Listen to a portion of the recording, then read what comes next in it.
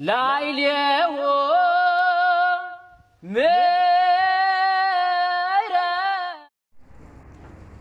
በስመ አብ ወወልድ ወመንፈስ ቅዱስ አሐዱ አምላክ። በስመ አብ ወወልድ ወመንፈስ ቅዱስ አሐዱ አምላክ። በስመ አብ ወወልድ ወመንፈስ ቅዱስ አሐዱ አምላክ አሜን። ይትባረክ እግዚአብሔር አምላከ እስራኤል ወአምላከ አበዊነ ቅዱሳን ዘተሳሃለነ ወገብረ መድኃኒተ ለሕዝበ ዚአሁ። ይቅር ያለን ለወገኖቹ ለምእመናን መድኃኒትን ያደረገ የአባቶቻችን ፈጣሪ የእስራኤል አምላክ ቸሩ እግዚአብሔር ከዚህ ሰዓት ከዚህ ዕለት ስላደረሰን ስለ ቸርነቱ፣ ስለ ይቅርታው፣ ስለ ምሕረቱ ከሁሉ አስቀድሞ ስሙ የተመሰገነ ይሁንና ለእናንተም እንደሚገባ በእግዚአብሔር ሰላምታ እንዴት ዋላችሁ? እንዴት ሰነበታችሁ? ቸርነቱ ምሕረቱ ርኅራኄው ለዘላለም የባሕሪ ገንዘብ የሆነ ዘላለም ሥላሴ በድጋሚ ስሙ የተመሰገነ ይሁን፣ የተመሰገነ ይሁን። እናታችን እመቤታችን ንጽሕት ቅድስት ድንግል እማምላክ ማርያም ቅድስት ቤተ ክርስቲያኑ ሰመስቀሉ ያከበራቸው ቅዱሳኑ ሁሉ ስማቸው የከበረ የተመሰገነ ይሁን፣ የተመሰገነ ይሁን። እግዚአብሔር አምላካችን ከዚህ ሰዓት ከዚህ ዕለት አድርሶናልና ስሙን አመስግነን ጸሎታችንን ጨርሰን አሁን የጉባኤ ሰዓት ነው። ቸሩ መድኃኔዓለም እንደረዳን መጠን ከቅዱስ ጳውሎስ መልእክት ኃይለ ቃል ወስደን እንማማራለን። የሚቀድመው ግን በምንባብ የእግዚአብሔርን ቃል መግለጥ ነውና ቅዱስ ጳውሎስ ብርሃነ ዓለም ለኤፌሶን ሰዎች ሲጽፍላቸው በምዕራፍ 5 ቁጥር 15 እስከ መጨረሻው ድረስ የተናገራቸውን ኃይለ ቃላት በእግዚአብሔር ስም እናነባለን። ከቁጥር 14 ለመጀመር ምክንያት አለንና ከቁጥር 14 እነሳለሁ። የተኛህ ንቃ፣ ከሙታንም ተለይተህ ተነስ፣ ክርስቶስም ያበራልሃል ብሏልና። እንግዲህ እንደ አዋቂዎች እንጂ እንደ አላዋቂዎች ሳይሆን እንዴት እንደምትመላለሱ በጥንቃቄ እወቁ። ቀኖች ክፉዎች ናቸውና ዘመኑን ዋጁት። ስለዚህም ሰነፎች አትሁኑ፣ የእግዚአብሔርን ፈቃድ አስተውሉ እንጂ። መዳራት ነውና ወይን በመጠጣት አትስከሩ፣ መንፈስ ቅዱስን ተመሉ እንጂ። መዝሙርንና ምስጋናን የተቀደሰ ማሕሌትንም አንብቡ፣ በልባችሁም ለእግዚአብሔር ተቀኙ ዘምሩም። ዘወትርም ስለ ሁሉ በጌታችን በኢየሱስ ክርስቶስ ስም ለእግዚአብሔር አብ ምስጋናን አቅርቡ። እግዚአብሔርን በመፍራት ለባልንጀሮቻችሁ ራሳችሁን ዝቅ አድርጉ። ሴቶችም ለጌታችን እንደሚታዘዙ ለባሎቻቸው ይታዘዙ። ክርስቶስ አካሉ ለሆነችው ቤተ ክርስቲያን ራሷ አዳኟም እንደሆነ ወንድ ለሴት ራሷ ነውና፣ ቤተ ክርስቲያን ለክርስቶስ እንደምትታዘዝ እንዲሁም ሴቶች ለባሎቻቸው በሁሉ ይታዘዙ። ወንዶችም ክርስቶስ ቤተ ክርስቲያን እንደወደዳት ራሱንም ስለ እርሷ ቤዛ አድርጎ እንደሰጠላት ሚስቶቻቸውን ይውደዱ።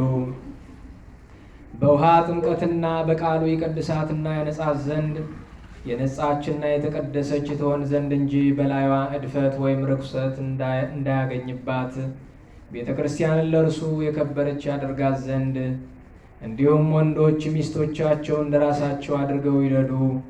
ሚስቱን የወደደ ራሱን ወደደ። ከቶ ሥጋውን መጥላት የሚቻለው የለም። ክርስቶስ ቤተ ክርስቲያንን እንደ መገባት መግቡ፣ ጠብቁም። እኛ የአካሉ ሕዋሳት ነንና። ስለዚህም ወንድ አባቱንና እናቱን ይተዋል፣ ከሚስቱም ጋር አንድ ይሆናል፣ ሁለቱም አንድ አካል ይሆናሉ። ይህም ምስጢር ታላቅ ነው። እኔም ይህንኑ ስለ ክርስቶስና ስለ ቤተ ክርስቲያኑ እናገረዋለሁ። እንግዲያስ እናንተም ሁላችሁ እንዲሁ ሚስቶቻችሁን እንደ ራሳችሁ ውደዱ፣ ሴትም ባልዋን ትፍራው። ስለ ቅዱስ ቃሉ ቸሩ መድኃኔዓለም በድጋሚ ስሙ የተመሰገነ ይሁን፣ የተመሰገነ ይሁን። መልካም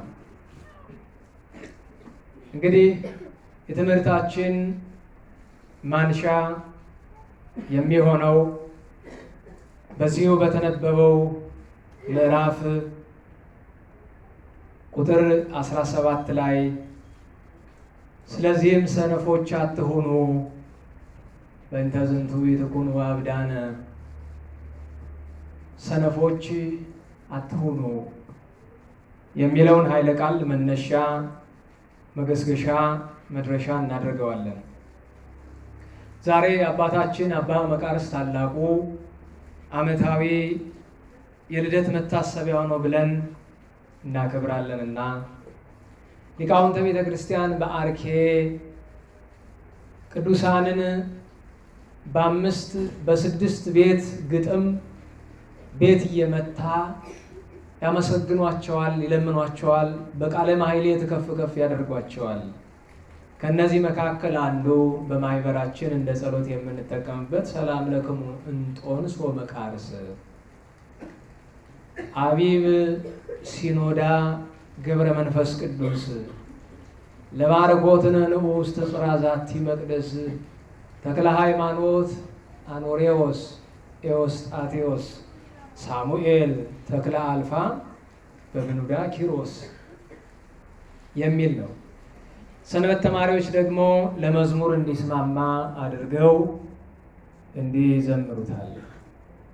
ሰላም ለክሙ ከቻላችሁ አብራችሁ በሉ። እንጦንስ ወመቃርስ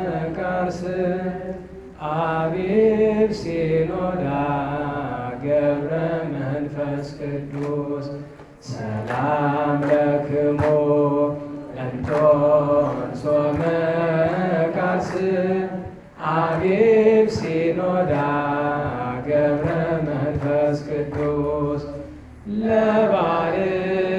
ለባርኮትነ ንዑ ውስተ ጽራዛቲ መቅደስ ተክለ ሃይማኖት አኖሬዎስ ኤዎስጣቴዎስ ሳሙኤል ተክለ አልፋ በብኑዳ ኪሮስ ለባርኮትነ ንዑ ውስተ ጽራዛቲ መቅደስ ተክለ ሃይማኖት አኖሬዎስ ኤዎስጣቴዎስ ሳሙኤል ተክለ አልፋ በብኑዳ ኪሮስ። ስለ ዝማሬው አምላከ አበው አምላከ ቅዱሳን ቸሩ እግዚአብሔር ስሙ የተመሰገነ ይሁን፣ የተመሰገነ ይሁን። እንግዲህ ኃይለ ቃሉን እንዲያው በየዓመቱ እናነሳዋለን፣ ግን ብተረጉመው ደስ ይለኛል ባጭር እንዲገባን። ሰላምታ ሳምንትም ነግሬያቸዋለሁ።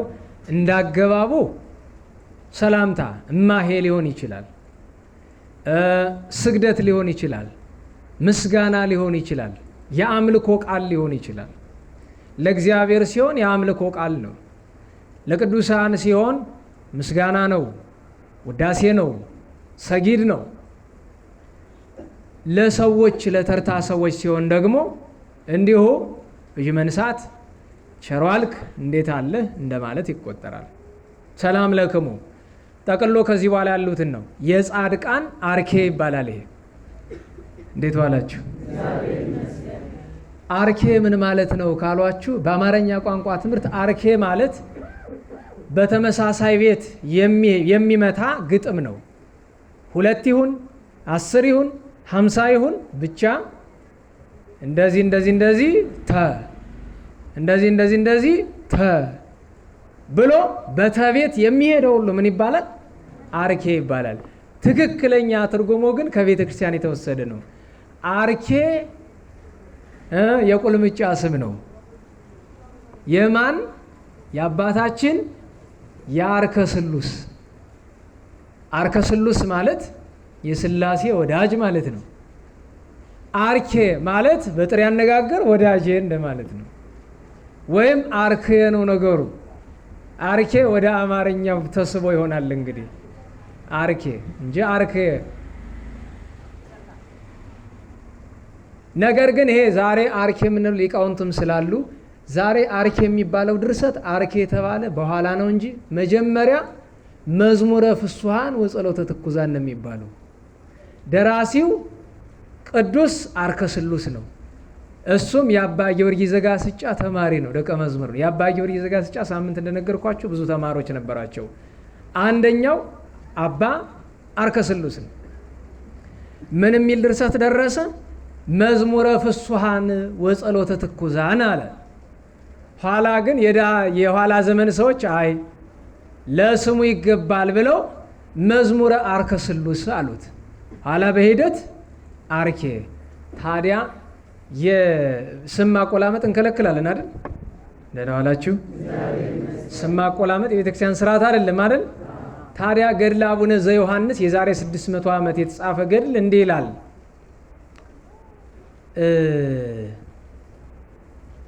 ከፊለ ስም ይላል እስመ ልማዶሙ ለሰብአ ዓለም፣ የዚህ ዓለም ሰዎች ስምን መቁረጥ ልማዳቸው ነው ይላል። በምን ምክንያት ነው? ክብራን ገብርኤል የሚባል ገዳም ታውቃላችሁ አይደለም? ኧረ እንዴት ዋላችሁ። ክብራን ገብርኤል ጣና ውስጥ ደሴት ነው። ክብራን ገብርኤል ክብራን የተባለው መስቀል ክብራ በምትባል ቅድስት ሴት ነው። በላሊበላ ሚስት ሳይሆን በሌላ ማለት ነው። ማን ነው ስሟ? ንገሩኝ። መስቀል ክብራ። ስለዚህ ሰው ምን ይላታል? ክብራ ነው የሚላት። ልክ እናታችን ክርስቶስ ሰምራ፣ እኔም አንዳንድ ጊዜ ቆንጠጥ ሲያደርገኝ ሰምራ እንላለን። በእርግጥ ውስጡ ምስጢር አለው። ሰምራ ሲል ማን የሚል ጥያቄ ያመጣል። ክርስቶስ። ሰምራ ማለት ወደዳት ነው አይደለም? ማን? መድኃኔ ዓለም። ነገር ግን ያም ሆኖ ልማድ አይደለም። ደግሞ መቁረጥ ብቻ ሳይሆን በጊዜ ሂደት ከክብራ ወደ ክብራን ሄደ። ልክ እንደዛ መዝሙረ አርከ ስሉስ ተባለና ኋላ አርኬ ተብሎ በዛው ቀረ ማለት ነው። ስለዚህ ይሄ ምን ይባላል? አርኬ ዘጻድቃን ይባላል። ሰላም ለክሙ እንጦንስ መቃርስ። በማን ይጀምራል? በእንጦንስ። እንጦንስ የመነኮሳት ሁሉ አባት። ደህና ዋላችሁ። እንጦንስ ማን? አረ በሞቴ ንገሩኝ። ድገሙ። መቃርስ የመነኮሳት ሁሉ አለቃ ማን? መቃርስ የመነኮሳት ሁሉ አቢብ ይላል። አቢብ ሲኖዳ ይላል።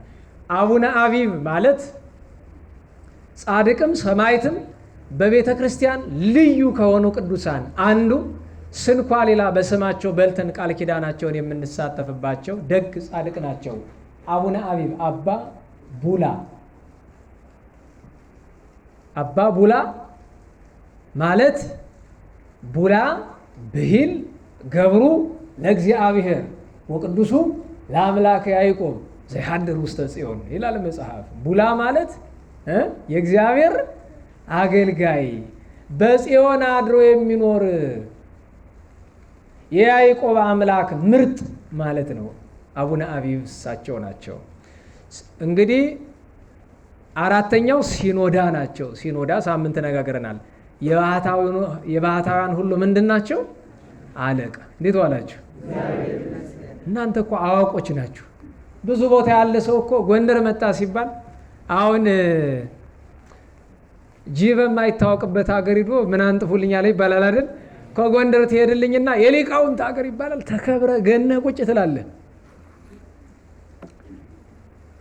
ከጎንደር ነው የመጣ ሲባል ሞገስ አለው። ለምን? አባቶቻችን እድሜ ይስጣቸው አስከብረውናል። ስለዚህ አባ ሲኖዳ የማን አለቃ ናቸው? ኧረ ንገሩኝ በደንብ። አዎ ሲኖዳን ፈረንጅ እንኳ ግብፃውያን አርኪማንድራይት ይሏቸዋል። ዝብሂል ርሶሙ ለባሕታውያን ይላል። ከዚህ አራት ቅዱሳንን አነሳ። አርእስት ናቸው እነዚህ አራቱን አርእስቱን አነሳ። ከዚያ ሶስተኛው የአርኬው ክፍል ለባረኮትነ ንዑስ ተጽራዛቲ መቅደስ፣ እናንተ ቀድመንም የጠራናችሁ አሁን ቀጥሎም የምንጠራችሁ ተባረኩ ዘንድ ወደዚች ክርስቶሳዊት ምርፋቅ፣ ወደዚች አንድነት፣ ወደዚች ቤተ ክርስቲያን ኑ። ለምን ትባርኩን ዘንድ ስለ መባረክ መልካ ሩፋኤል ነአ ትባርክ ማይበረነ ወከመ ታስተባዝብ ጽድቆ በአመስቅሎ እድ ከመባረከ እስራኤል ደቂቆ ይላል። ያዕቆብ ሲባርክ እንዲያመሳቅሎ አይደል?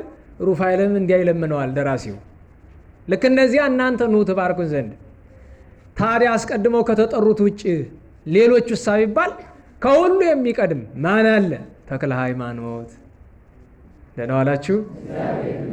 ማን አለ? ተክለ ሃይማኖት። በልብሱ ዘርፍ ያለችውን አንዷን የብርሃን ቅንጣት 7 ፀሐይ አይተካከሏትም ይላሉ አባቶቻችን። አኖሬዎስ ይላል ተረፈ ጣዖታት ያጠፍ አኖሬዎስ ኩሎ የተባለለት የደብረ ጽጋግ ጽጋጃ ይሉታል፣ ጽጋጃ ይሉታል። ታላቁ አኖሬዎስ በስብከተ ወንጌል ደቡቡን ያበራ የአቡነ ተክለ ሃይማኖት ተማሪ ነው። ኤዎስጣቴዎስ ረባን ከኢትዮጵያ እስከ አርማንያ ሐዋርያ የሆነ የኢትዮጵያ 2 አርዕስተ ጻድቃን የሚባሉ ተክለ ሃይማኖትና ኤዎስጣቴዎስ ናቸው። አጽማቸው ከተማችን አለ፣ እግዚአብሔር ይመስገን። ሳሙኤልን አመጣ። ሳሙኤል ግን ዘማን እንደሆነ አልነገረም። እንዴት ዋላችሁ? እንዴት ዋላችሁ? አሁን ስም ያለው ሞኝ ነው ይባላል አይደል? ለምሳሌ ሳሙኤል የምትባል ሰው ትኖራለህ እዚህ መሃል፣ ባይሆን ልብ አይኖርህም እንጂ ትኖራለህ። አይ ይቅርታ እኔ ማን እንደሆን ካላቅማ። ያው ግን ብዙ ጊዜ ሳሙኤል የሚባለው ሰው አንድ ብቻ ነው። ሳሙኤል የሚባል ልብ ያለው ሰው የሚያውቅ እንዴት ያለ ስም ይዞ አብዛኛው ሰው እንደው ብሎ ተፈንቶ ነገር ነው። አንድ ግን ጥሩ ልባም ልጅ አለ ያስፈጽመውና አሜን በሉ እንጂ። አዎ አንዳንድ ቀን እኮ መጥቶ ቁጭ ይላል። ምሁር ነው፣ ከሁላችን የበለጠ እውቀት አለው፣ ግን አላዋቂ መስሎ ቁጭ ይላል። ደግ ነው በእውነቱ፣ ጥሩ ዓላማ ያለው ልጅ ነው። እና ሳሙኤል ሲል አልለየልንም። ስንት ሳሙኤሎች ታውቃላችሁ? ለምሳሌ መጽሐፍ ቅዱስ ላይ ነቢዩ ቅዱስ ሳሙኤል አለ አይደለም? የለም? እና ምንድነው ዝም የምትሉ? ቅዱስ ሳሙኤል አለ፣ አንድ በሉ። ሁለተኛ ሳሙኤል ዘደብረ ቀለሞን፣ አንድ አይናው ጻድቅ፣ ለሃይማኖት አይኑን ያጠፉት ክርስቶሳዊ ስለሆነ። ሶስተኛ የገዳመ አስቄጥሱ ሳሙኤል። አራተኛ ታኅሳስ 23 የምናከብረው በ7ኛው ክፍለ ዘመን የነበረው በገቦ ቀርጣሚን የነበረው ሳሙኤል። ስንተኛው ነው ይሄ? አራተኛው። አምስተኛው ሳሙኤል የዋልድባው በአንበሳ ላይ የሚቀመጠው። 6ኛው የጣሬጣው፣ 7ኛው የቆየጻው፣ 8ኛው የሃሌሉያው፣ 9ኛው የግሺ፣ 10ኛው የአፋሩ፣ 11ኛው የወገጉ። እንቀጥል። ምን ይባላሉ እነዚህ? ሳሙኤሎች ይባላሉ። ደህና ዋላችሁ። ሰብሰብ ብሎ በመቃርስስ የሚጠሩት ሁሉ መቃርሳት፣ በጎርጎሪዎስ የሚጠሩት ጎርጎሪዎሳት፣ በዮሐንስ የሚጠሩት ዮሐንሳት እንደሚባሉት ሁሉ እዚህ ደግሞ ሳሙኤሎች ይባላሉ። ሳሙኤሎች። ሳሙኤል ሲል ይህን ሁሉ ያዙ ብዬ ነው። መቼም አስቤው አይደለም በእውነቱ፣ ግን ያው እኔ የፈቀድኩትን ተናግሬም አላውቅም። ተክለ አልፋ ግን አንድ ነው፣ አንድ ለእናቱ ነው። ሌሎች ተክለ አልፋ የሚባሉ ጻድቃን አሉ፣ ግን የእሱን ያክል አይሆንም። ተክለ አልፋ ማለት የዲማው ደብረ ድማ ሳምንት መልካ ኢየሱስን ደረሱ የሚል ትውፊት አለን ብልዬ ያልኳችሁ ተክለ አልፋ ዘድማ ጻድቅ ሐዋርያ ሰባኬ ወንጌል የጎጃሙ የዲማ ጊዮርጊሱ ደግ ሰው ናቸው። እሳቸው ጻድቅ። በብኑዳ ለአንበሳ የተበላው አቡነ ኪሮስ የምታውቋቸው ናቸው። እነዚህ ሁሉ እንዲባርኩን የለመን ነው። በእውነቱ ይባርኩን፣ በረከታቸው ይደርብን። ወደ ትምህርታችን ንግባ። የትምህርታችን ርዕስ ምን ነበረ? ምን አትሆኑ? ሰነፎች በሉ። አትሆኑ፣ ኢትኩኑ አብዳና ይላል። ሰነፎች አትሆኑ። ታዲያ ስንተረጉመው በ3 መንገድ ነው የምንሄድበት። በመደበኛው መጽሐፍ ቅዱስ ሞኞች አትሆኑ ይላል። ይሄኛው የመጽሐፍ ቅዱስ ለቤተ ክርስቲያናችን የተተረጎመው ራሳችን ቤተ ክርስቲያናችን የተረጎመችው በጥሬው ሰነፎች ትላለች። እንደገና ደግሞ በኃይለ ቃል ደግሞ እንየው ከተባለ ደናቁርት አትሆኑ ደግሞ ያሰኛል። እሱን ግን ልተወው፣ ትጣሉኛላችሁ። ግን እኮ ደንቆሮ ማለት እኔ ነኝ፣ ሌላ አይደለም። እንዴት ዋላችሁ? እንዴት ዋላችሁ? ሌባ ያየው ሁሉ ሌባ ነው የሚመስለው ይባል። ሌባ ሰው አያምንም። ለምን? እሱ ስለማይታመን አይደል? ደንቆሮ ስለሆንኩ ነው ያንን ቃል የምናገራችሁ። ድንቁርና ትርጉሙ ብዙ ስለሆነ ማለት ነው። ስለዚህ በሁለቱ አንቀጽ ብቻ እንውረድበት። በመጀመሪያ ደረጃ ሰነፎች አትሁኑ የሚለን ቅዱስ ጳውሎስ ከዚህ ምክሩ አስቀድሞ የተኛህ ንቃ አለ። ደህና ዋላችሁ? ምን አለ? አሁን በእውኑ ስታስቡት ኦርቶዶክሳውያን ተኝተን ነው ነቅተን ያለ ነው? ንገሩኝ። ታዲያ መቼ ለመንቃት አስበናል? መቼ? ሀገረ ጠፋ በኋላ? ቤተክርስቲያን ወደመች በኋላ? ፍቅራችን ከጠፋ በኋላ? ዳግመኛ ነገሮች እንዳይስተካከሉ ከተበላሹ በኋላ ነው የምንነቃው? ጅቡ ጫማህን እየቆረጠመው እየሰማ እግርህን እስከሚበላው ዝም ትለዋለህ? እሺ እግርህንስ በላ እስተ ጉልበትህ፣ እሱንም በላ እስተ ወገብህ። አሁን በእውነት እንዲያው ቤተ ክርስቲያንና ኢትዮጵያ እስከ ምንድን ነው የተበሉ? እስኪ ገምቱ። ደህና ዋላችሁ? እስከ ምንድን ነው የተበሉ? እስቲ ምርጫ ልስጣችሁ። እስተ ቁርጭምጭሚት፣ እስከ ጉልበት፣ እስከ ወግ፣ እስከ ዳሌ ማለትም ይሄ እግር የመጨረሻው ክፍል፣ እስተ ወገብ፣ እስከ ደረት፣ እስከ አንገት፣ ወይስ ተበልተው አልቀዋል? እንዴት ዋላችሁ? እንዴት ዋላችሁ? ካለን ብናካፍል ሂዱ ብያችሁ ሄዳችሁ ነው? ሄዳችኋል ወይ? እስቲ ሄዳችሁ እጃችሁን ልዩ በሉ።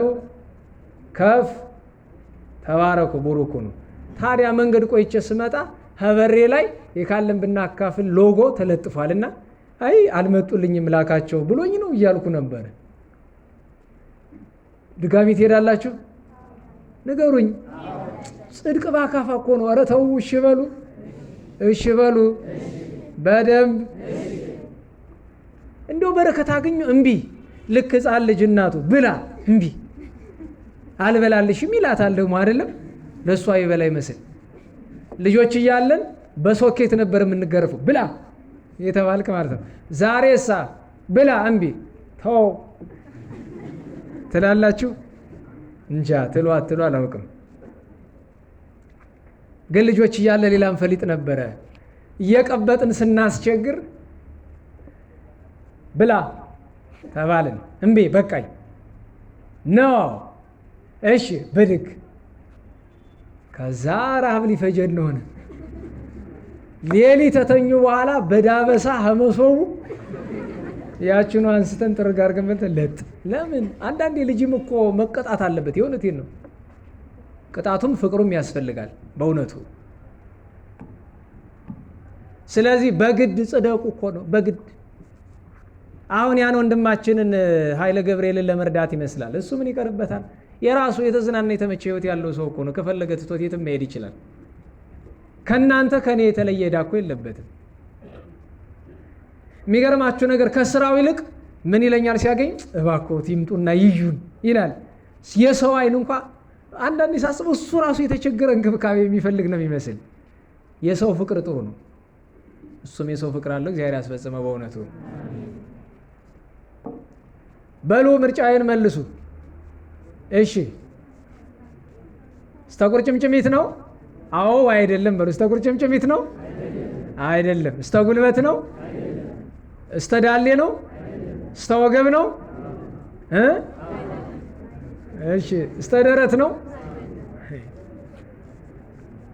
እሺ ይኸውላችሁ ይለያያል። ምክንያቱም ሀገሪቱ በርገር ወይም የዳቦ ቁራሽ አይደለችም ዝም ብለው ዋጥ የሚያደርጓት። እኩሉ እስከ ቁርጭምጭሚት ያልተነካ አለ። እንዴት ዋላችሁ? ያልተነካ አለ። ምንም ያልተነካ ኦርቶዶክሳዊነትን ኢትዮጵያዊነትን ጠብቆ ለሀገሩ ፍቅር ዘረኝነትን ሳይከተል ክፋትን ሳይከተል አለ። ያልተነካ ደግሞ ቁርጭምጭሚቱን የተበላለ፣ እስተ ጉልበቱ የተበላለ፣ እስተ ዳሌው የተበላለ፣ እስተ ወገቡ የተጎረሳለ፣ እስተ ደረቱ የተዋጣለ፣ እስተ አንገቱ የተቆረጣለ፣ ጨርሶ ደግሞ የተበላለ። ከየትኛው እንደሆን ካንተ እወቀው። እንግዲህ ነገር ግን ንቃ ነው የሚልህ መጽሐፍ ቅዱስ። ጳውሎስ ምን አለ? አንተ የተኛ ንቃ፣ ከሙታንም ተለይተህ ተነሳ፣ ክርስቶስ ያበራልሃል አለ። ሀተታውን ልተው ልምጣ። እንግዲህ እንደ አዋቂዎች እንጂ እንዳላዋቂዎች ሳይሆን እንዴት እንደምትመላለሱ በጥንቃቄ ወቁ ይላል። የዘመን ችግር ሰዎች እውቀትን ነው የሚፈልጉ፣ እምነትን አይደለም። ደህና ዋላችሁ። ትሕትና ማለት ራስን ዝቅ ማድረግ ነው አይደለም? ንገሩኝ። እንዴት አወቃችሁት? እንዴት ዋላችሁ? አረ እንዴት ዋላችሁ? እንዴት አወቃችሁት? መልሱ ቀላል ነው። እቺን አታውቁ? መጽሐፍ ነው የሚሸልመው እቺን የሚነግረኝ ከቃሉ ትርጉም የሚያረካ ደግሞ መጽሐፍም ስለወሰዱ ችግር የለውም። በአባቶቻችን የእውነቱን አምጣ ተምረን እሱም አይደለም መማር መለወጥ አልነበረ። እሱ የደግ ሰው መልስ ነው።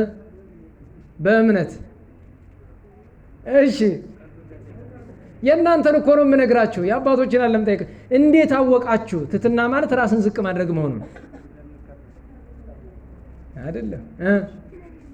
ስለሌለን ከሌለም አንድ ታጋል። እሺ፣ ከኋላ ምን አለኝ? በስራችን ጎበዝ። ደህና መጣህልኝ። ይህም መልስ የሚያውቅ ሰው ጠፋ? እሺ፣ ከፍሬው በጎ በጎ ነው የምትነግሩ። በምን በልምድ? አይ እውነቱን እኮ ነው። እውነቱ አያችሁ፣ እውነቱን እንኳን እናውቀው። እሺ፣ ትዕቢተኛ ስለሆነ እሺ በሉ፣ አብራችሁ ይበሉ። ትሕትና በሉ። ራስን ዝቅ ማድረግ ማለት መሆኑን ያወቅነው ሲሉ ሰምተን ነው። አሁን እንዲህ ማለት ያቅታችኋል? እንዴት ብለህ በሌላ ተምሬያለሁ አትበለኝ። በቃ ሲያወሩ ሰምተህ ነው፣ ሲሉ ሰምተህ ነው። እያስተማረም ከሆነ ተምሬያለሁ አትበል፣ ሲል ሰምቼ ነው በል። የተማረ ማለት ቅዱስ ጳውሎስ ይለለ ሊቃውንቱ ወእፎኑ እንከ ዘኢትምህር ርእሰከ ዘለባዕደ ትምህር፣ ራስህ ለምን አታስተምርም ማለት ለምን አትለውጥም ማለት ነው። መማር ማለት መለወጥ ነው። ቀረባችሁ። ትንሽ እኮ ጫፍ ጫፉን መጥተው ነበረ ሊቀ ዲያቆን። ተረድታችኋል? አያችሁ፣ የዘመኑ ችግር እውቀት ብቻ ነው፣ ተግባር ምን አለ? እንደ አዋቂዎች እንጂ እንደ አላዋቂዎች ሳይሆን እንዴት እንደምትመላለሱ በጥንቃቄ እወቁ፣ መርምሩ። እንደ አዋቂ ተመላለሱ ማለት አዋቂ ማለት አውቆ የሚሰራ ነው። ለምሳሌ ሐኪም እያጨሰ አታጭስ ይላል። አዋቂ ነው? አላዋቂ ነው። ይሄ ሰባኪ እንዲህ አድርግ እያለ ጹም እያለ ከበላ አላዋቂ ነው። አላዋቂ ሳሚ እንደሚባለው አይነት ማለት ነው። ተረድታችሁ ከሆነ እችን ኃይለ ቃል እንድንረዳ ብዬ ነው። ታዲያ ትሕትናን በምን እንወቀው ሲሉ ሰምተን ያወቅ ነው። በምን እንወቃት? በተግባር እስቲ ራሳችንን ዝቅ ማድረግ እንዲያው ምንድን ያለ ቅዱስ ጴጥሮስ ራሳችሁን ዝቅ ማድረግን ተማሯት ማለት ተለማመዷት። ራስን ዝቅ ማድረግ አይነት አለው። ለምሳሌ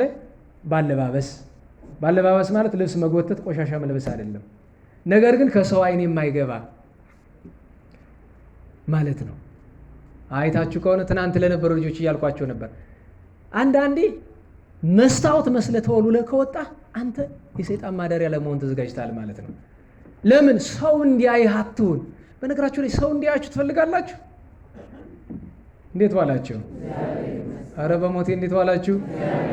ሰው ካየህ እግዚአብሔር አያይህም፣ ወይም በመዓቱ ነው የሚያይህ። ከሰው አይን አትግቡ። ሰው አየ ጠላት አየ ነው። በቃ አይያችሁ። በእርግጥ ምንም ብትለብሱ ደግሞ የሚታይ አይነት ሰው አለ። ኬሻ ቢለብስም ይታይ። ለነገሩ ኬሻ መለብስስ ያሳያለክ። ለምን? በጣምም ከፍ ብላችሁ አትታዩ፣ በጣም ዝቅ አትሉ። ቆሻሻ ብትለብስ ትታያለህ። ጅላጅል ልብስ ብትለብስ ትታያለህ። ስለዚህ አያችሁ፣ ጠረናችሁ እንደ ውሃ፣ አለባበሳችሁ በመጠኑ ይሁን ነው። በመጠን ከለበሳችሁ ማንም አያችሁም። ውሃ ከሸተታችሁ ማንም አያሸታችሁም። ምክንያቱም ውሃ ስለማይሸት። በእርግጥ የውሃ ጠረን አለው ይላሉ ሊቃውንት። እንዴት ያለ እንደሆነ እነሱ ነው የሚያውቁት። ምክንያቱም በብቃት ነው የሚታወቀው የውሃ ጠረን። ለሁሉም እሱን እናስተውለው ብዬ ነው። ቀኖች ክፎች ናቸውና ቅዱስ ጳውሎስ ብርሃነ ዓለም ዛሬ እኛ ሀገሩን ለኛ የሚነግረን ቅዱስ ጳውሎስ ለኤፌሶን ሰዎች ሲጽፍላቸው ኤፌሶን ከሰባቱ ቤተ ክርስቲያናት አንዷ ናት። ዛሬ ቱርክ ውስጥ ነው ያለችው። ያኔ የጽር ግዛት የግሪክ ግዛት ነው የነበረችው። በዮናኒ ቋንቋ ስር ይተዳደሩ ከነበሩ ከተሞች አንዷ ናት፣ ግዛቶች አንዷ ናት ኤፌሶን። ለኤፌሶን በሐዋርያነት የተሾሙ ቢያንስ 3 ታላላቅ ሐዋርያትን እናውቃለን። አንደኛው ዮሐንስ ወንጌላዊ፣ ሁለተኛው ብርሃነ ዓለም ቅዱስ ጳውሎስ፣ ሶስተኛው ቅዱስ ጢሞቴዎስ ነው። ታዲያ አስተምሯቸው ወደ ኢየሩሳሌም መጥቶ መከራ ደርሶበት ታስሮ ቆይቶ ለአገልግሎት ወደ ሮሜ ሲወርድ የገላትያ ሰዎች ክፉ ሰሩ፣ ቢጽ ሐሳብን አሳቷቸው፣ የኤፌሶንን ሰዎች ግን ጸንተዋል ብለው ነገሩት። ቅዱስ ጳውሎስ ለሁለቱም ይጽፋል። ለጸኑትም ስለ ማጽናት፣ ለደከሙትም ስለ ማበረታት ይጽፋልና ጽፎላቸዋል። ታዲያ ምን አላቸው? ዛሬ በጥሩ ሁኔታ ብትገኙም ቀኖቹ ክፉ ናቸውና ምኑን ዋጁ ይላል? ዘመኑን ዋጁ። ዋጀ ምን ማለት ነው? እንዴት ዋላችሁ? እንዴት ዋላችሁ? በሐዋርያት ሥራ ምዕራፍ 20 ቁጥር 28 ላይ በገዛ ደሙ የዋጃትን ቤተ ክርስቲያንን ትጠብቁ ዘንድ ይላል ለሊቃነ ጳጳሳት። ዋጀ ምን ማለት ነው? ገዛ ማለት ነው በጥሬው። ጥንት አባቶቻችን ገበያ ቆይተው ሲመጡ በጊዜው ስንት ዋጀኸው ይባላል። ብር 50 ይላል። አንድ ምን የመሰለ ሞክት ነግሬያቸው የለ ብር 50 ነበረ። ዛሬ ስንት ነው? በሬ 100 ሺህ ብር ይሸጣል አሉ። ደህና ዋላችሁ? በሬ 100 ሺህ ብር ይሸጣል አሉ። ለነገሩ በሚሊዮን ለሚቆጥሩ ሰዎች 100 ሺህ ብር ያው ዝም ብላችሁ ቅጠል ማለት ነው። ዝም ብለህ ቅጠል ሸምጥጠህ እንደምታመጣው ማለት እኮ ነው። ለአንዳንዱ ሰው የዚህ ዘመን ብር ማለት እንደሱ ነው።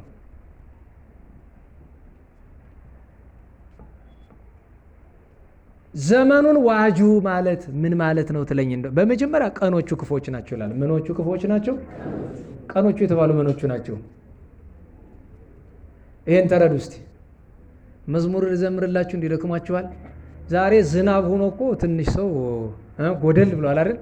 ወንበሮቹ ቢሞሉም ትርፍ ሜዳው ግን ባዶ ነው። በዚህ እኮ ሜዳ ሁሉ እዚያ መሬት የተቀመጣችሁ የሁሉ ወንበር ክፍት አይደል እንዴ? ወንበሩ አይሻላችሁ? ተንቆርጣችሁ ተቀምጣችሁ ኋላ ተዋት ዙሩ። ማን ዙር አለ? ይኸው ትናንት ጉባኤ ላይ ተናግሬያለሁ። ሴቶች ወደ ወንዶች፣ ወንዶች ወደ ሴቶች አትዙሩ ባካችሁ። በቃ አታድርግ ከተባላት መድኃኔዓለም ቸሩ ብሏል። ካየ ትመኛለህ፣ ከተመኘህ ደግሞ ያው አመንዘራ ትባላለህ። አትዩ ምንም ነገር ወደ ኋላ። እኔ ዙሩ ካላልኩ እንዳትዞሩ፣ ዙሩ ካልክ ደግሞ ወደ ስዕል አድኖ ነው ሊሆን የሚችለው። ቀኖቹ የተባሉ ምኖቹ ናቸው ከተባለ የቀን ክፉ አለው? እንዴት ዋላችሁ? የቀን ክፉ የለውም። ነገር ግን ሰዎች ቀኖቹን ክፉ ያደርጓቸዋል። ቀኖቹ የተባለ አንደኛ በክፍለ ዘመኑ የሚሰራውን ስራ ታሳቢ አድርጎ ነው ባለንበት ዘመን። ሁለተኛ ነገር በድርጊቱ ብቻ ሳይሆን ክፉን ስራ በሚሰሩት ሰዎች ምክንያት ነው። ዛሬ የምንኖርበት ዘመን በነገራችሁ ላይ ግርም እያለኝ የሀብታም ስልክ ለምሳሌ ይሄ ስልክ አለ አይደለም? የለም ንገሩኝ እንጂ ታዲያ። አዎ ድንገት እየኮ ነው አልታያችሁ ብሎ ተሰውሮባችሁ እንደሆነ ይሄ ስልክ ለምሳሌ እዚህ አስቀምጥኩትና ኤግዜንደር ወይም ብሉቱዝ የሚባል ይከፈትና የሆነ ፋይል ትራንስፈር አድርግ። ድምፅ ነው ልብ በሉ፣ ወይ ቪዲዮ ነው። በምን ወደዛ የሚሄድ እንዴት ነው? አሁን ዝም ብለህ ባላገር ምናምን አትሉኝም መቼም ከእናንተ 10 እጥፍ ዘመናዊ ነገር ስለማቀብ ብዬ ነው። እንኳን እናንተ አሜሪካን ያለ ሰው እንደው የሳይበር ሴኩሪቲ ወይም የቴክኖሎጂ ባለሙያ ካልሆነ በቀር አሜሪካ ቢኖር እንኳን አይበልጠኝም፣ በዚህ እንደው በጽድቅ ይበልጠኝ ካልሆነ በቀር። ግን እስኪ አስቡት፣ በብሉቱዝ ድምፅ ነው ልብ በሉ። በምን ተቀድቶ ነው ወደዛ የሚሄድ? ይኸውልህ ጭንቅላታችሁ አይመረምርም። እኔ ጠዋት ፋይል ሞልቶብኝ አንዱን ወደ አንዱ ለመወሰድ ለመቅዳት ብዬ ቁጭ ቁጭ ብዬ እውነት እየገረመኝ በእውነት ይሄ ነገር ወይ የመንፈስ ቅዱስ ወይ የጋኔን ስራ ነው። እንዲህ ረቀቅ ያለ ሰው እንዲህ አይሰራም። ማን ነገራችሁ? እንዴት ዋላችሁ? አውሮፕላን ቢበር እያየነው ነው። ድምፁ እንዴት ነው ከአንዱ ስልክ ወደ ሌላ ስልክ ተቀድቶ እንዴት ነው በስውር የሚሄድ? ልብ በሉ። አሁን አንዱ ያስተማርኩት ትምህርት ወደ ሌላው ስልክ ይሄዳል። ቀኖቹ ክፉ ናቸው ማለት እንደሚሄነው ብዬ ነው እወቀው። ወደድክም ጠላህም አማራጭ ማጣት ነው። መጀመሪያ ይሄ የጠላት መሳሪያ እንደሆነ እወቅ። አይዞህ አልወስድብህም። ማን ነው የባለቤት? አይኗን ታያታለህ። ደግሞ ሰከንድ አንድ ናት መሰለኝ እንደኔ ማለት ነው። የሰው ሰከንድ አንድ አለው ግን እግዚአብሔር ስለፈጠረው የለው ማለት አኗኗሮ ግን አሁን እኛውን የክርስቲያን ሰከንድ አንድ እኮ ነን። ሰከንድ አንድ ብዬ ከፍ አድርጌያችኋለሁ። ሰበንዘ አንድ ነው እንጂ ኦሪጂናል ክርስቲያን እኮ በጣም ጠፍቷል። ኦሪጂናል ክርስቲያን ማለት ትሁት፣ ደግ፣ ቅዱሳን ናቸው እኮ። እንግዲህ ዋና ቀጅ የሚባሉ እነሱ ናቸው በእውነቱ። ዘመኑ ክፉ ነው።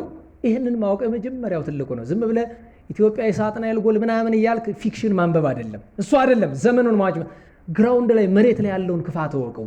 በምዕራቡ ዓለም፣ በምስራቁ ዓለም፣ በአረቡ ዓለም፣ በገዛ ሀገርህ ያለውን ክፉን ነገር ሁሉ እወቀው። ከዚያ በኋላ ዋጀው ማለት ከእግር በታች አድርገው ነው። መጽሐፍ ምን ይላል? በእጅ ጭብጥ በእግርህ ርግጥ አድርገህ ግዛው። ደህና ዋላችሁ። ዘመኑን በእጅ ጭብጥ አድርገው። ጭብጥ ካለ ያንተ ባሪያ ነው። እርግጥ አድርገው።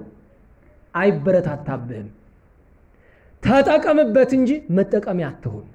ዘመኑን ዋጅ ማለት ይሄ ነው። ገብቷችኋል? የጠላት መሳሪያ ነው፣ ግን ደግሞ ተጠቀምበት። እንዴት ዋላችሁ? ክላሽንኮቭን የሰሩት ሚስተር ክላሽንኮቭ ሩሲያዊ ሰው ናቸው።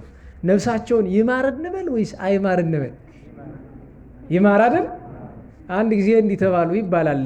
እንዲያው በነገራችሁ ላይ ዓለም ላይ በዘመናዊ ጦር መሳሪያ ክላሽንኮቭ የገደሉን ያክል ሌላ መሳሪያ አልገደለም ይባላል። ዛሬም ድረስ ማለት ነው። ዛሬም ሰው የሚባላ በክላሽ አይደል? እና ይጸጽቶታል ወይ? ይሄ ሁሉ ሰው ያለቀ በሚሊዮን አይደለም በ100 ሚሊዮን ከዛ በላይ ሊሆን ይችላል።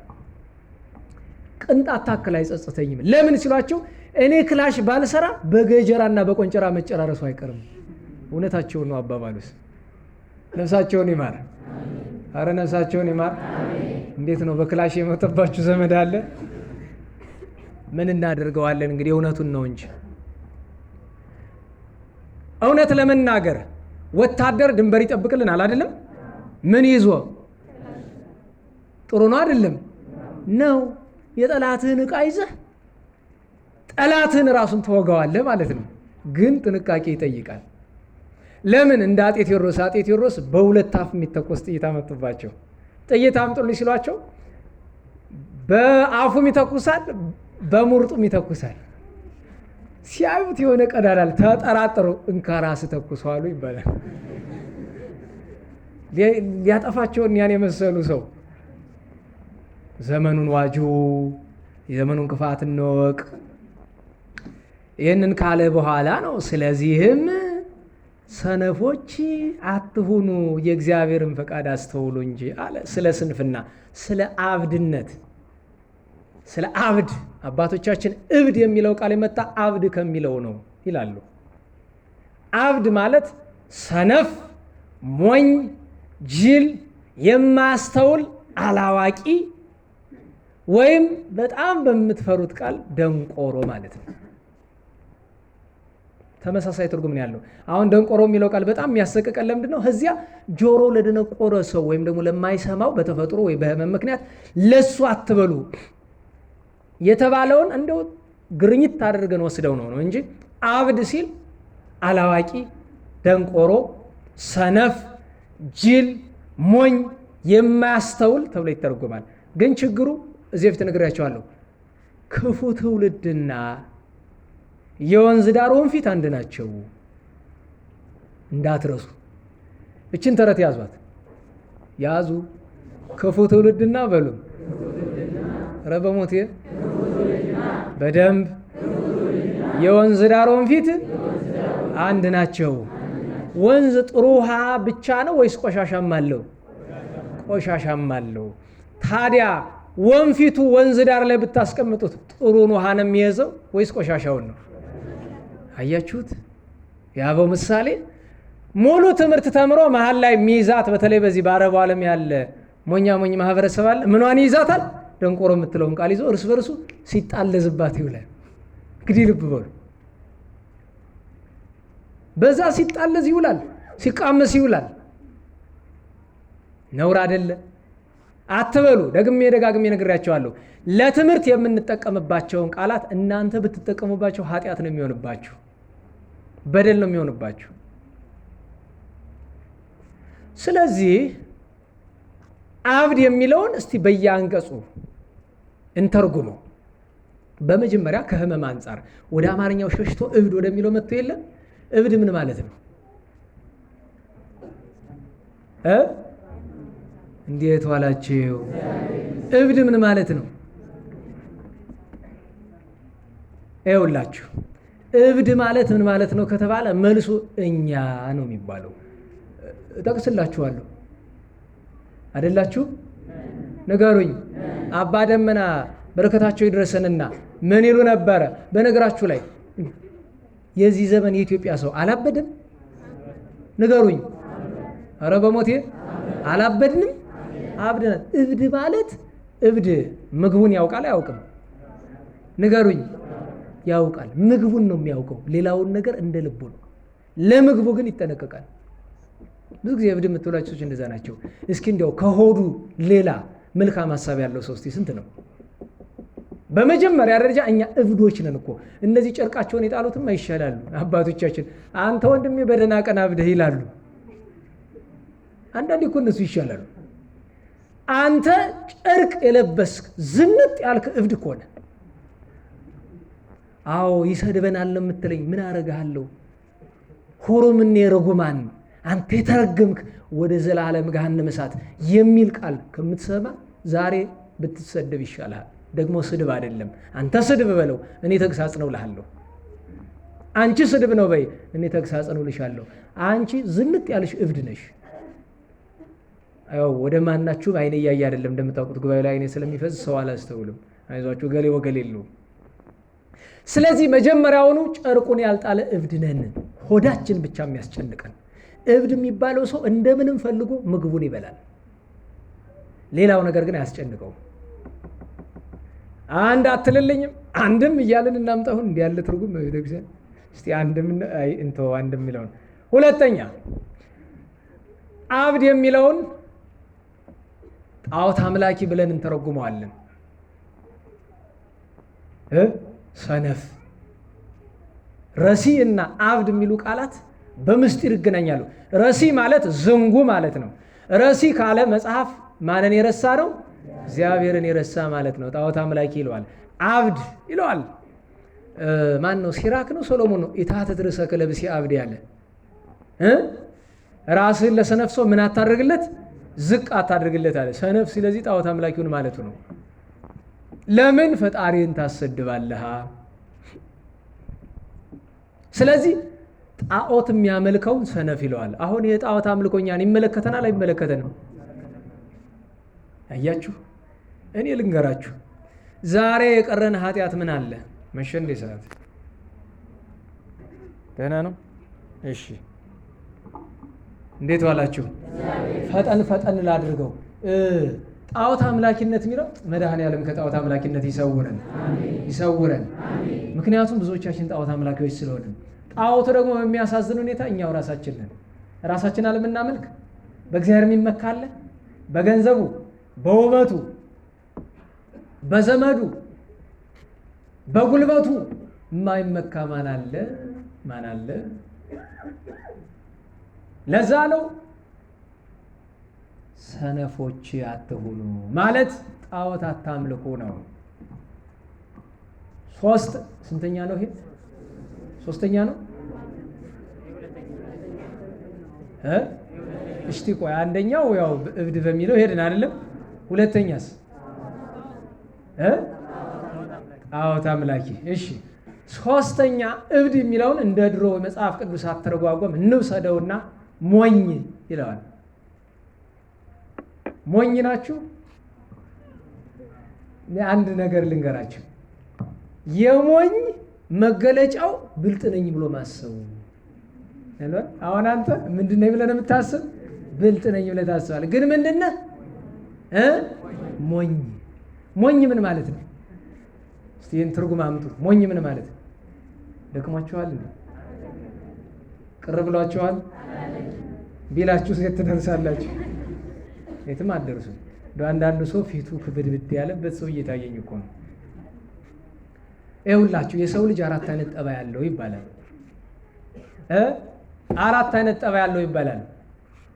ብልጥ ወይም ብስል ይባላል። አንድ አትሉ? ሁለተኛው ብልህ ይባላል። 2 በሉ። ሶስተኛው የዋህ ይባላል። 4ተኛው ሞኝ ወይም ጅል ይባላል። አያችሁ? በሉ መልሱልኝ። አንደኛ፣ አረ ንገሩኝ። ብልጥ ወይም ብስል የሚባል ሰው አለ። ሁለተኛው ብልህም ይባላል። ሶስተኛው የዋህም ይባላል። 4ተኛው ሞኝ ወይም ጅል ይባላል። እንግዲህ መገለጫቸው ልንገራችሁ ከየትኛው እንደሆናችሁ እንድታውቁት። ብልጥ ወይም ብስል ማለት ሁልጊዜ ሰው እየጎዳ የሚጠቀም ነው። በቃ እሱ ለመጠቀም ሰው መጎዳት አለበት። ብልጥ ይባላል። ብልጥ። በእርግጥ ብስል የሚለውን ለብልህ የሚቀጽሉ አሉ። ስለዚህ ብልጥ የሚለውን እንያዘው። ብልጥ ማለት በሰው ጉዳት የሚጠቀም ነው። ሁለተኛው ብልህ ማለት ራሱ መጎዳትም አይፈልግም፣ ሰውን መጉዳትም አይፈልግም። ስለዚህ ቢችል ጠቅሞ ይጠቀማል፣ ባይችል ግን በሱ ጥቅም ሌሎችን አይጎዳም። ራስህን ተመልከት። ዝም ብላ አታስለፍልፈኝ። የእውነቴን ነው። ኋላ ራስህ እንድታዘብየ ነው። ሶስተኛው የዋህ ይባላል። የዋህ ማለት ራሱን ለመጥቀም ሰው አይጎዳም ብቻ ሳይሆን በእርሱ መጎዳት ሰዎችን ይጠቅማል። እሱ ጦሞ ሰዎችን ያበላል። እሱ ታርዞ ሰዎችን ያለብሳል። እሱ ተጠምቶ ሰዎችን ያጠጣል። እሱ ተጎድቶ ሰዎችን ይጠቅማል። ይሄ ምን ይባላል? ኧረ ንገሩኝ። ቸሩ መድኃኔዓለም ማለት ይሄ ነው። ስማነ የዋህ አላለም? በማቴዎስ ወንጌል 11:28 ላይ እኔ ምንድን ነኝ አለ ቸሩ መድኃኔዓለም። እርሱ ያን ሁሉ መከራ ተቀብሎ እኛን ሲጠቀም እሱ ምን ተጠቀመ? ምንም ውርደትን የተረፈለት። ኋላ ግን በክብሩ ተገለጠ። የገባችሁ ነው? የመጨረሻው 4ተኛው ሞኝ ወይም ጅል ይባላል። ሞኝ ወይም ጅል ማለት ሰዎችን ጎድቼ እጠቀማለሁ ብሎ ይሞክራል። በውጤቱ ግን ሰዎችንም ይጎዳል፣ ራሱንም ይጎዳል። ተረዳችሁ? ተረዳችሁ ወይ? ብልጥ ለጥቅሙ ሰው የሚጎዳ፣ ብልህ ሲሆን ጠቅሞ የሚጠቀም፣ ባይችል ግን ለጥቅሙ ሰው የማይጎዳ፣ የዋህ በእርሱ ጉዳት ሌሎችን የሚጠቅም፣ ጅል ጎድቼ እጠቀማለሁ የሚል ግን ጎድቶ የሚጎዳ ነው። እንግዲህ ከዚህ መካከል ሞኝ ማለት ሞኝ አትሁኑ ማለት ይህንን አትሁኑ ማለቱ ነው። ስንተኛ ነው ይሄ? 4ተኛ ነው? 3ተኛ ነው? ኧረ ተው አታድክሙ። እስቲ ደግሞ መልስልን ቁጥር ነው። እሺ አንደኛ አብድ የሚለው ምን ተረጎምን? እብድ በሚለው። ሁለተኛስ? ጣዖት አምላኪ። ሶስተኛ ሞኝ በሚለው። እሺ አራተኛ ትርጉም አራተኛ ቃል በቃል እዚሁ ያለውን ከማምጣታችን በፊት አንድ እንጨምር። አብድ ለሚለው እሱም አላዋቂ ማለት ነው። ምን ማለት ነው? ምን ማለት ነው? አላዋቂ የሆነውን ሰው የፈለገው ሰው ወደፈለገበት ይነዳዋል አይደል? እንኳን ሰይጣን ጠላት ሰው ይነዳዋል። በዚህ ዘመን አይታችሁ ከሆነ ሰዎች ሁሉ ጀሌ ያላቸው አይደል? በነገራችሁ ላይ እኔ የዚህ ብሔር አክቲቪስት ነኝ ይላል አይደል? አንዱ ምንድን ነው አክቲቪስት? አክቲቪስት ምንድን ነው? ቀላጤ አንቂ ይሉታል አይደለም? እንዴት ዋላችሁ? ለራሱ ሳይነቃ እንዴት እንደሚያነቃ አላውቅም። እኔ በዚህ ዘመን በትክክል አክቲቪስት ለሚለው ስም የሚመጥን ሰው እኔ አይቼ አላውቅም። ይቅርታ አድርጉልኝ፣ እንደው ማሩኝ። ድንገት አክቲቪስት የሚባል ዘመድ ካላችሁ ማሩኝ፣ እንዳትጣሉኝ ደግሞ። እኔ የሚገርማችሁ ነገር እስኪ የምትከተል ሰው አንከተልም የምትሉ እስኪ እጃችሁ ናት። እኔ ማንንም አልከተልም የምትሉ እስኪ የእውነት እንደው መንፈስ ቅዱስ ያይባችኋል። እኔ ማንንም አልከተልም ከእግዚአብሔር በቀር በምድር ማንንም አልከተልም የምትሉ እስኪ እንዲያው የእውነት ለመንፈስ ቅዱስ ሀሳብ ነው። አቤት ቸሩ መድኃኔዓለም፣ ሁለት ሰው ብቻ ያውም አንዱ እኔ ነኝ። ተመስገን ጌታ፣ እበልጣችኋለሁ ማለት ነው። አይ ምን ድንቅ ነው! አያችሁ በሽታችንን። ለዛ ነው አላዋቂ ወይም ደንቆሮ አትሆኑ ማለት ነው። አየህ ባለፈው ተነጋግረን የለ ሜሲ፣ ሮናልዶ ምናምን እያልክ ትከተላቸዋለህ። ደጋግሜ እናገራለሁ። እነዚህን ሰዎች ስም ጠራ የዚህ ዘመን የስፖርቱ ዓለም ዝነኞች ስለሆኑ ነው። ከአንተ በምን ይበልጣሉ? እንዴት ዋላችሁ? እንዴት ዋላችሁ? ከአንተ በምን ይበልጣሉ? ይገርምሃል እኮ አንተ ትበልጣቸዋለህ እኮ ወንድሜ። እስቲ ኳስ የምትወዱ እስቲ የባርሰሎና ደጋፊ እስቲ ችግር የለውም አልቀጣችሁም፣ እጅ አውጣ ቶሎ ብል። አሁን በእውነቱ ትበልጠዋለህ። በምን ታንሳለህ ከሱ? ክብ ኳስ የሚያንከባልን አንከባሎ አንድ ጊዜ ሲያሰኘው የሆኑ ተከላካይ የሚባል ሁለት እግር ያለው እንደሱ ነው አለ። በግራው ያልፈዋል፣ አንድ ጊዜ በቀኙ፣ አንድ ጊዜ በእግሩ መሃል ያልፈዋል። ሄዶ የመጨረሻው ያችን ክብ ቆዳ ወስዶ ከመረቡ ጋር ያጋጫታል። 4 ነጥብ። ይሄ ነው ችሎታ? ይሄ ነው አስደናቂ ነገር? ይሄ ነው ሰዎች እንድንከተል የሚያደርገን? አይ ያለመታደል። ገብቷችኋል? እንዴት ዋላችሁ? ገብቷችኋል ወይ? ስለዚህ አላዋቂ አትሆኑ። አክቲቪስት የሚነዳህ ፖለቲከኛ የሚነዳህ አትሆን። ምንም ነገር ሲመጣ ምንድን ነው የሚለው መጽሐፍ ቅዱስ? ጳውሎስ ብርሃነ ዓለምን አለ ሁሉ አመክሩ፣ ሁሉን ምን በሉ? ኧረ በሞቴ ንገሩኝ፣ ኧረ በሞቴ ሁሉን ምን በሉ? ውዞ ሰናይ አጽንዖ። መልካም ሆኖ ካገኘው ተቀበለው ነው እኮ። መርምሩ። በዚህ ግንባር ገሌ ድል እየነሳ ነው ይላል አይደል? እልልልል ሸር ምናምን አትበል። ለምን ሸር ታደርገዋለህ? መጀመሪያ አጣራ፣ እውነት ነው ወይስ አይደለም። በነገራችሁ ላይ ፌስቡክ ላይ ከምትሰሙት ወሬ በጣም ከራራነ ከ10 9 ውሸት ነው። 10ኛውም እውነትን አይደለም የተቀባች ናት። እንዴት ዋላችሁ? አሁን አንድ ሰው ወሬ ብታወሩት ትክክል ያወራዋል? የዚህ ዘመን ታውቃላችኋል። ወሬ ስታወሩት አንዱ ጆሮ ያስበቅልለታል፣ አንዱ ቀንድ ያስበቅለዋል፣ አንዱ ጅራት፣ አንዱ ሰኮና ይቀጥልለታል። ከዛ ወሬው መጨረሻ ላይ ስታገኙት ምን ሆኖ የምታገኙት? ጭራቅ ሆኖ ማለት ነው። ደህና ዋላችሁ? አንድ ሰውዬ ነበር አሉ ሚስቱ ወሬኛ ናት ተብሎ ይሰማል እና ለፈትናት ብሎ አንቺ እህቴ እላታል። አቤት። ኧረ ጎዱኝልሻለሁ። ምስጢር ነው ለሰው እንዳትናገሪብኝ። ኧረ ንገረኝ፣ ችግር የለውም። ምን ደረሰብህ? ዛሬ ሌሊት እንቁላል ጥዬ አደርኩ እኮ። ምን እንቁላል ጥዬ አደርኩ? ስንት? ኧረ አንዲት ናት። እስቲው ምን የመሰለ ወደል እንቁላል በእጁ ይዟል። ኧረ አልናገርም። ቁጭ ወጥቶ ሄደ። ከብዙ ቀናት በኋላ ጓደኛው ያገኘዋል። እንዴት አደርክ? እግዚአብሔር ይመስገን። አንተ ምን ክፉ ሰው ነህ ይለዋል። አሃ ምን በደልኩ ይለዋል። ኧረ 100 እንቁላል እስክትጥል ድረስ ለእኔ ለወዳጅ እንዴት አትነግረኝ? እንግዲህ ሰቡት። ሲቀጥሉ 100 ከአንድ 100። አሁን ወታደር ቤት ላይ ጦርነት ሲደረግ 10 ወታደር ቢገድል ፕሮፓጋንዳ ይባላል አይደለም? ስንት ገደልኩ ነው የሚለው።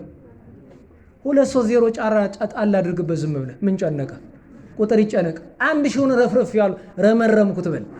ወትሮውኑ ቢራ ቤት ትገባና አንዲት ቢራ ሞጠኝ ብለህ ታመሽና ካሳውን አውርድ ነው ትል የለ? አዎ ምን ታረገዋለህ? ለኃጢአቱ እንኳን ተዋሻለህ፣ እንኳን ለበጎ ነገር። እናስተውል። አላዋቂ አትሁኑ፣ መርምሩ፣ እንመርምር። እኔ እንግዲህ ፖለቲካ አይደለም ይሄ የእግዚአብሔር እውነትን የምነግርህ ነግሬሃለሁ። የመጨረሻ ሰነፍ አትሁን አለ። ሰነፍ አትሁን። የስንፍና ነገር ከተነሳ ጠቅልል አድርገን የምንናገረው አንድ ነገር አለ። የስንፍና ነገር ከተነሳ የዚህ ዘመን ትልቁ በሽታ ስንፍና ምንም ነገር። እኔ በነገራችሁ ላይ ኢትዮጵያ አሁን በገንዘብ ደረጃ ድሃ ናት አይደለችም? ንገሩኝ እንጂ በደንብ ንገሩኝ። እንዲሁ በማን እናመካኝ? ኢትዮጵያ ድሃ የሆነችው ለምንድን ነው? ሰነፍ ስለሆንን። ንገሩኝ እንጂ ሰነፍ አይደለንም? በቃ ነገረ ቀደም አሜሪካ፣ አውሮፓ፣ ሌላ ቦታ የሚሄደው ሰው እዚህ ያለ እንዲህ ያለ ነገር እጠብ ብትሉት፣ ለምሳሌ እንዲያው እዛ ውጭ የሚሰሙት ሰዎች እንግዲህ ማሩኝ ብያለሁ። ፈረንጅ ሀገር እውነቱን ልናገር ነው ደህና ትልቅ ስራ ያዙም አሉ። ደህና ምለው ስለ ገንዘቡ ነው እንጂ የእውነት የስራ ደህና የለውም። ፈረንጅ ሀገር ግን ታውቀዋለህ። በቃ ባኞ ቤት ታጥባለህ፣ የሰው ሰገራ ታጸዳለህ፣ ዶላርህን ታመጣና ታዲያ ትልከዋለህ፣ እዚህ መጫወቻ ይሆናል። አዝናለሁ። ማንን ነው መወቅስ? መጀመሪያ ስራይቱ እዚህ ሀገር ተገኝታ ስሩ ቢባል እንደው ስንቱ ይሰራት ይሆን? የሚሰራ አይጠፋም። ደግሞ ፈረንጅ ሀገር ያለ ደግሞ እንዳያኮርፍና እዚህ በኋላ ለገዳም አንልክም እንዳይል ቢልሳ የራሱ ጉዳይ። ለእኔ ነው እንዲህ የሚልከው ለራሱ ጥቅም ነው እንጂ ታዲያ እውነቱን ላልነግረው ነው። ሀገራችን ለምን ድሃ ሆነች? ሰነፍ ስለሆንን። አዎ ብንሰራሳ መጽሐፍ ይላል እኮ ስራ ነው የሚለው። ስራህን ስራ። ታዲያ ለስንፍና ምን ታመካኛለህ? በዓል በኢትዮጵያ ኦርቶዶክስ ተዋሕዶ እኮ በዓል በዛ። እንዲያው በዚህ ሰንበት፣ በዚህ እመቤታችን፣ በዚህ የጌታ እንደው በሞቴስ ለምሳሌ እንዲያው አሁን እውነትን እየው ከተባለ በትክክል የሚሰራባቸውን በመካከለኛው ዘመን ኢትዮጵያ ሀብታም ነበረች አልነበረችም? ኧረ በሞቴ ንገሩኝ። በዓል እየሻሩ ነው ሀብታም የሆኑ? በዓል ማክበር ድሃ አያደርግም። ማንም በዓል አክብሮ ድሃ ሆኖ አያውቅም። በመጀመሪያ ደረጃ ሀብት የሚገኝበት መንገድ ሁለት ነው። አንድም ረድኤተ እግዚአብሔር፣ አንድም ትጋት ነው። ስትሰራ ቅዱስ ድርሳነ ሚካኤል ይል የለ ምንድን ነው የሚለው? ድሃው ምን እያለ ሲለምነው ነበር? ሀብት ስጠኝ፣ ሀብት ስጠኝ። ተኝቶ እንዲያው ሀብት ስጠኝ፣ ሀብት ስጠኝ። ኋላ መጥቶ ምን አለው? አንተ አትቆፍር፣ አታርስ፣ አትነግድ፣ በምን ምክንያት ልስጥ አለ? በምን ምክንያት ላበርክትልህ አለ? ሰርተህ ነው መለመን። እንደውም አንድ የሚነገር ነገር አለ። አንድ ድሃ ሰው ነበር ይባላል። ሚስቱ ጋር ቅን ነው፣ እንደኔ ተንኮለኛ አይደለም፣ ቅን ነውና ሲሄድ ቤተክርስቲያን ምን ያለ ዛፉ ላይ አንድ እውር ቁራ ያያል፣ አይነ ስውር እና በጣም ገርሞት እንዴት ሆኖ ነው የሚኖር ሲል ሌላ አይን ያለው ቁራ ይመጣና ሲመግበው ያያል። በጣም ገረመው። ከዚያ ሄዶ ምን ይጸልያል? አንተ ቁራ ስትመግብ አይቻለሁ ቁራን የምትመግብ ለእኔም ሀብት ስጠኝ እያለ ይለምናል። ታዲያ ታሪኩ በጣም ሰፊ ነው። በዚያ ሰሞን አንዳንድ ጉዳይ ተደረገና ወርቅ በዚያም በዚህም ብሎ ታሪኩ ሰፊ ነው። ወርቅ ሁለት ጓደኛ ማቾች ያመጣሉ። ከዚያ ተካክደው ተማምለው አንድ ቦታ ላይ ይቀብሩትና አንደኛው በሌሊት መጥቶ ቆፍሮ ሰርቆ ሲሄድ ለካ በዛ ሰው ብር ነው የሚያልፍና አይቻለሁ ይላል። እሱ ለማን ነው? ለእግዚአብሔር ነው። ወይ ጉዴ ፈላ ብሎ ኸበሩ ላይ በትኖት ሩጦ ሄደ። ገብቷቸዋል። መሀል ላይ የተቆረጠ ያልተረኩት ሰዓት ስለሄደብኝ ታሪክ ላይ አይቻለሁ ሲለው በትኖት ሄደ። በጠዋት ብድግ ቢል ወርቅ ዝርግፍ ብሎ አንድያው ተመልከች፣ የእግዚአብሔርን ስራ ተመልከች ብሎ ሚስቱን አሳያት። አደነቁ። ልታፍስ ስትል አያያየ የለም እንዳመጣው ራሱ እግዚአብሔር ያስገባው፣ እኛ እናስገባው። ደግሞ የስንፍናው ጫፍትም እምነቱ ጥሩ፣ ስንፍናው ደግሞ ሰማይ ነው። ታው ብትለው እምቢ። እነሱ ሲገቡ አንድ ድሃ እየኳተነ ይመጣል። አገኘው ጥርግርግ አድርጎ ቤቱ። በአባ ስልዋኖስ ገዳም ምን ተባለ? ነጽሩ አዕዋፈ ሰማይ እለ ይዘርኡ ወይአርሩ አለ። የሰማዩ ጌታ ምን አለ? በማቴዎስ ወንጌል ምዕራፍ 6 የሰማይ ወፎችን ተመልከቱ፣ የማይዘሩ የማያጭዱ አለ። አባ ስልዋኖስ ግን ምን አሉ? ይሄ ለስራ ፈትነት አትጠቀምበት፣ እለ ይዘርኡ ወለ ይአርሩ አለ እንጂ ወለ ይሰርሩ አላለም። እንዴት ዋላችሁ? ወፎች ይዘራሉ? ንገሩኝ። ያጭዳሉ? ነገር ግን ምግባቸውን ለማግኘት ምን ያደርጋሉ? ይበራሉ። ስራ እኮ ነው እሱ። ተው እንጂ ስራ ነው እኮ። ቆሎ ተማሪ እንኳ ሰርቶ ነው የሚበላ። ልመና ስራ አይመስልህም? አንተ ተኝተህ ስታረፍድ በጧት ኮፈዳውን ይዞ በባዶ እግሩ የበገብሬ ጫማ መከራውን አይቶ ዙሮ በውሻ ተነክሶ ስንት አይነት ስራ እኮ ነው። ስራ እኮ ነው እሱ። ለዚያውም ጽድቅ የሆነ ስመ እግዚአብሔር ስመ ማርያም ድንግል የሚጠራበት ስራ ነው። ስለዚህ ለመንፈሳዊውም ለስጋዊውም ሰነፎች አንሆን። በሉ ስጋዊ መመሪያ ይባላል። ባለስልጣን ሲመጣ በሉ ተዘጋጁ ይባላል። ሰራተኛው ለምሳሌ አሁን እኔ እዛ የምሰራበት ቦታ እያለሁኝ ቁጭ ብለን በቃ መመሪያ ሊሰጥ ነው ይባላል። መመሪያ ተሰጠ፣ ፍጥጥ ብለህ መቀበል ነው። መመሪያ ነው፣ ጥያቄ ነው ምናምን የለም፣ መመሪያ ነው። አሁን እንዴት ዋላችሁ? ምንድን ነው? በዓላትን አክብሩ። አንድ ከበዓላት ውጭ አጥብቃችሁ ስሩና ሀብታሙ ነው። ማን ሀብታም አትሆናለህ? ስራና ሀብታሙን። ሁለተኛ መመሪያ በለው። ሶስተኛ መመሪያ አስራቱን በኩራቱን አውጣ። ይህን ካደረክ በቃ ዘመኑን ዋጅህ ማለት ይሄ ነው። ስንፍናንም ተጣላኸው ዘመኑንም ዋጅኸው ማለት ይሄ ነው። አስተውላችሁታል? ኦረ በሞት የነገሩኝ። አንደኛ በዓላትን አክብሩ፣ ሁለተኛ አጥብቃችሁ ስሩ፣ ሶስተኛ አስራቱን በኩራቱን አውጡ ነው። ለነዳያን ራሩ ነው። አራተኛው መንፈሳዊ መመሪያ። በመንፈሳዊ ሰነፍ አለመሆን ማለት ነው። ጾም ልትጾም ትልና እየራበኝ ይላል እና ምን እንዲያደርግ ነው የምትጾም ታዲያ? ልጠግብ ነው የምትጾም? እንዲርበህ መስሎ የምትጾም። ኋላ ደግሞ ምክንያት ሲያጣ ምን ይላል? ጨጓራዬን እያመመኝ። ደግ አድርጓል፣ ይመምህ። ጾም ዝም ብለህ። አቅም በላይ ከሆነ ደግሞ ነፍስ አባት ጋር ተነጋገር። ስለዚህ ለመጾም ምክንያት አታብዛ። ለጸሎት ሲባል እንዲያው እንደዚህ ሁኜ እንዲያው አንዳንድ ሰው ይመጣል። በሌሊት መንቃት አቃተኝ እኮ። ሀሳብን ጥለህ እየተኛ መቼ ሀሳብ አለ? እኔ እኮ ይገርመኛል። ህፃናት እኔ አየሁኝ። አሁን እዚያ ህፃን ልጅ ዝም ብሎ መንቃት ማልቀስ፣ ይሄ ምንድን ነው ጉዱ እያልኩ። ለካ ንቁ ነው። ምኑ ነው የሚያነቃው? ጡት ፍለጋ ነዋ። ስራው ነው እሱ። አንተ አታውቅም። ሌሊት ተነስቶ መጥባት ስራው ነው። ሐኪም ምን ይላል? በሁለት ሰዓት ተነስቶ ይተባል ይለዋል አይደል? በቃ ስራውን ያውቃል። አንተ በሁለት ሰዓት ተነስተህ እኮ መንፈሳዊውን ጡት አትጠባም እኮ። ጸሎት ነው እሱ። ሐሊብ መንፈሳዊ ማለት እሱ ነው፣ መንፈሳዊ ወተት። ስለዚህ ለጸሎት አንስነፍ፣ ለስግደት አንስነፍ፣ ለምጽዋት አንስነፍ። መጨረሻዋ ግን ከበድ ያለች ናት። ልበላት ልተዋት። እንግዲህ ያቺ ጊዜ የመጣች እንደሆነ አንገታችን ለመስጠት እንዳንሰንፍ አደራችንን። እሺ፣ ቸሮ ያጽናን። ቀላል እንዳይመስላችሁ። በመጀመሪያው ሯጭ እኔ ነው የምሆነውና ቀላል አይደለም፣ እንደሚናገሩት ቀላል አይደለም። ሰማዕትነት ሲሆን በሩቅ ያርገው፣ ትከሻችን እናውቀዋለን። እንኳን ሰማዕትነት ስድብ አንሸከም። እዚያውን አንዱ መጥቶ ግፍ አድርጎ ይሰድበኝ፣ አቤት አቤት፣ ቸሩ መድኃኔዓለም እንደው ደመኛ ጠላቴ ነው የማደርገው። ለምን? ሰነፍ። ቸሩ መድኃኔዓለም በምሕረቱ ይርዳን። ኋላ ግን ወረድ ብሎ ምን አለ? አጭር በንባብ ብቻ የምትገለጥ መዳራት ነውና ወይን በመጠጣት አትስከሩ አለ። አቤት ጉድ! አንተ ቸሩ መድኃኔዓለም ሀተታም የለው።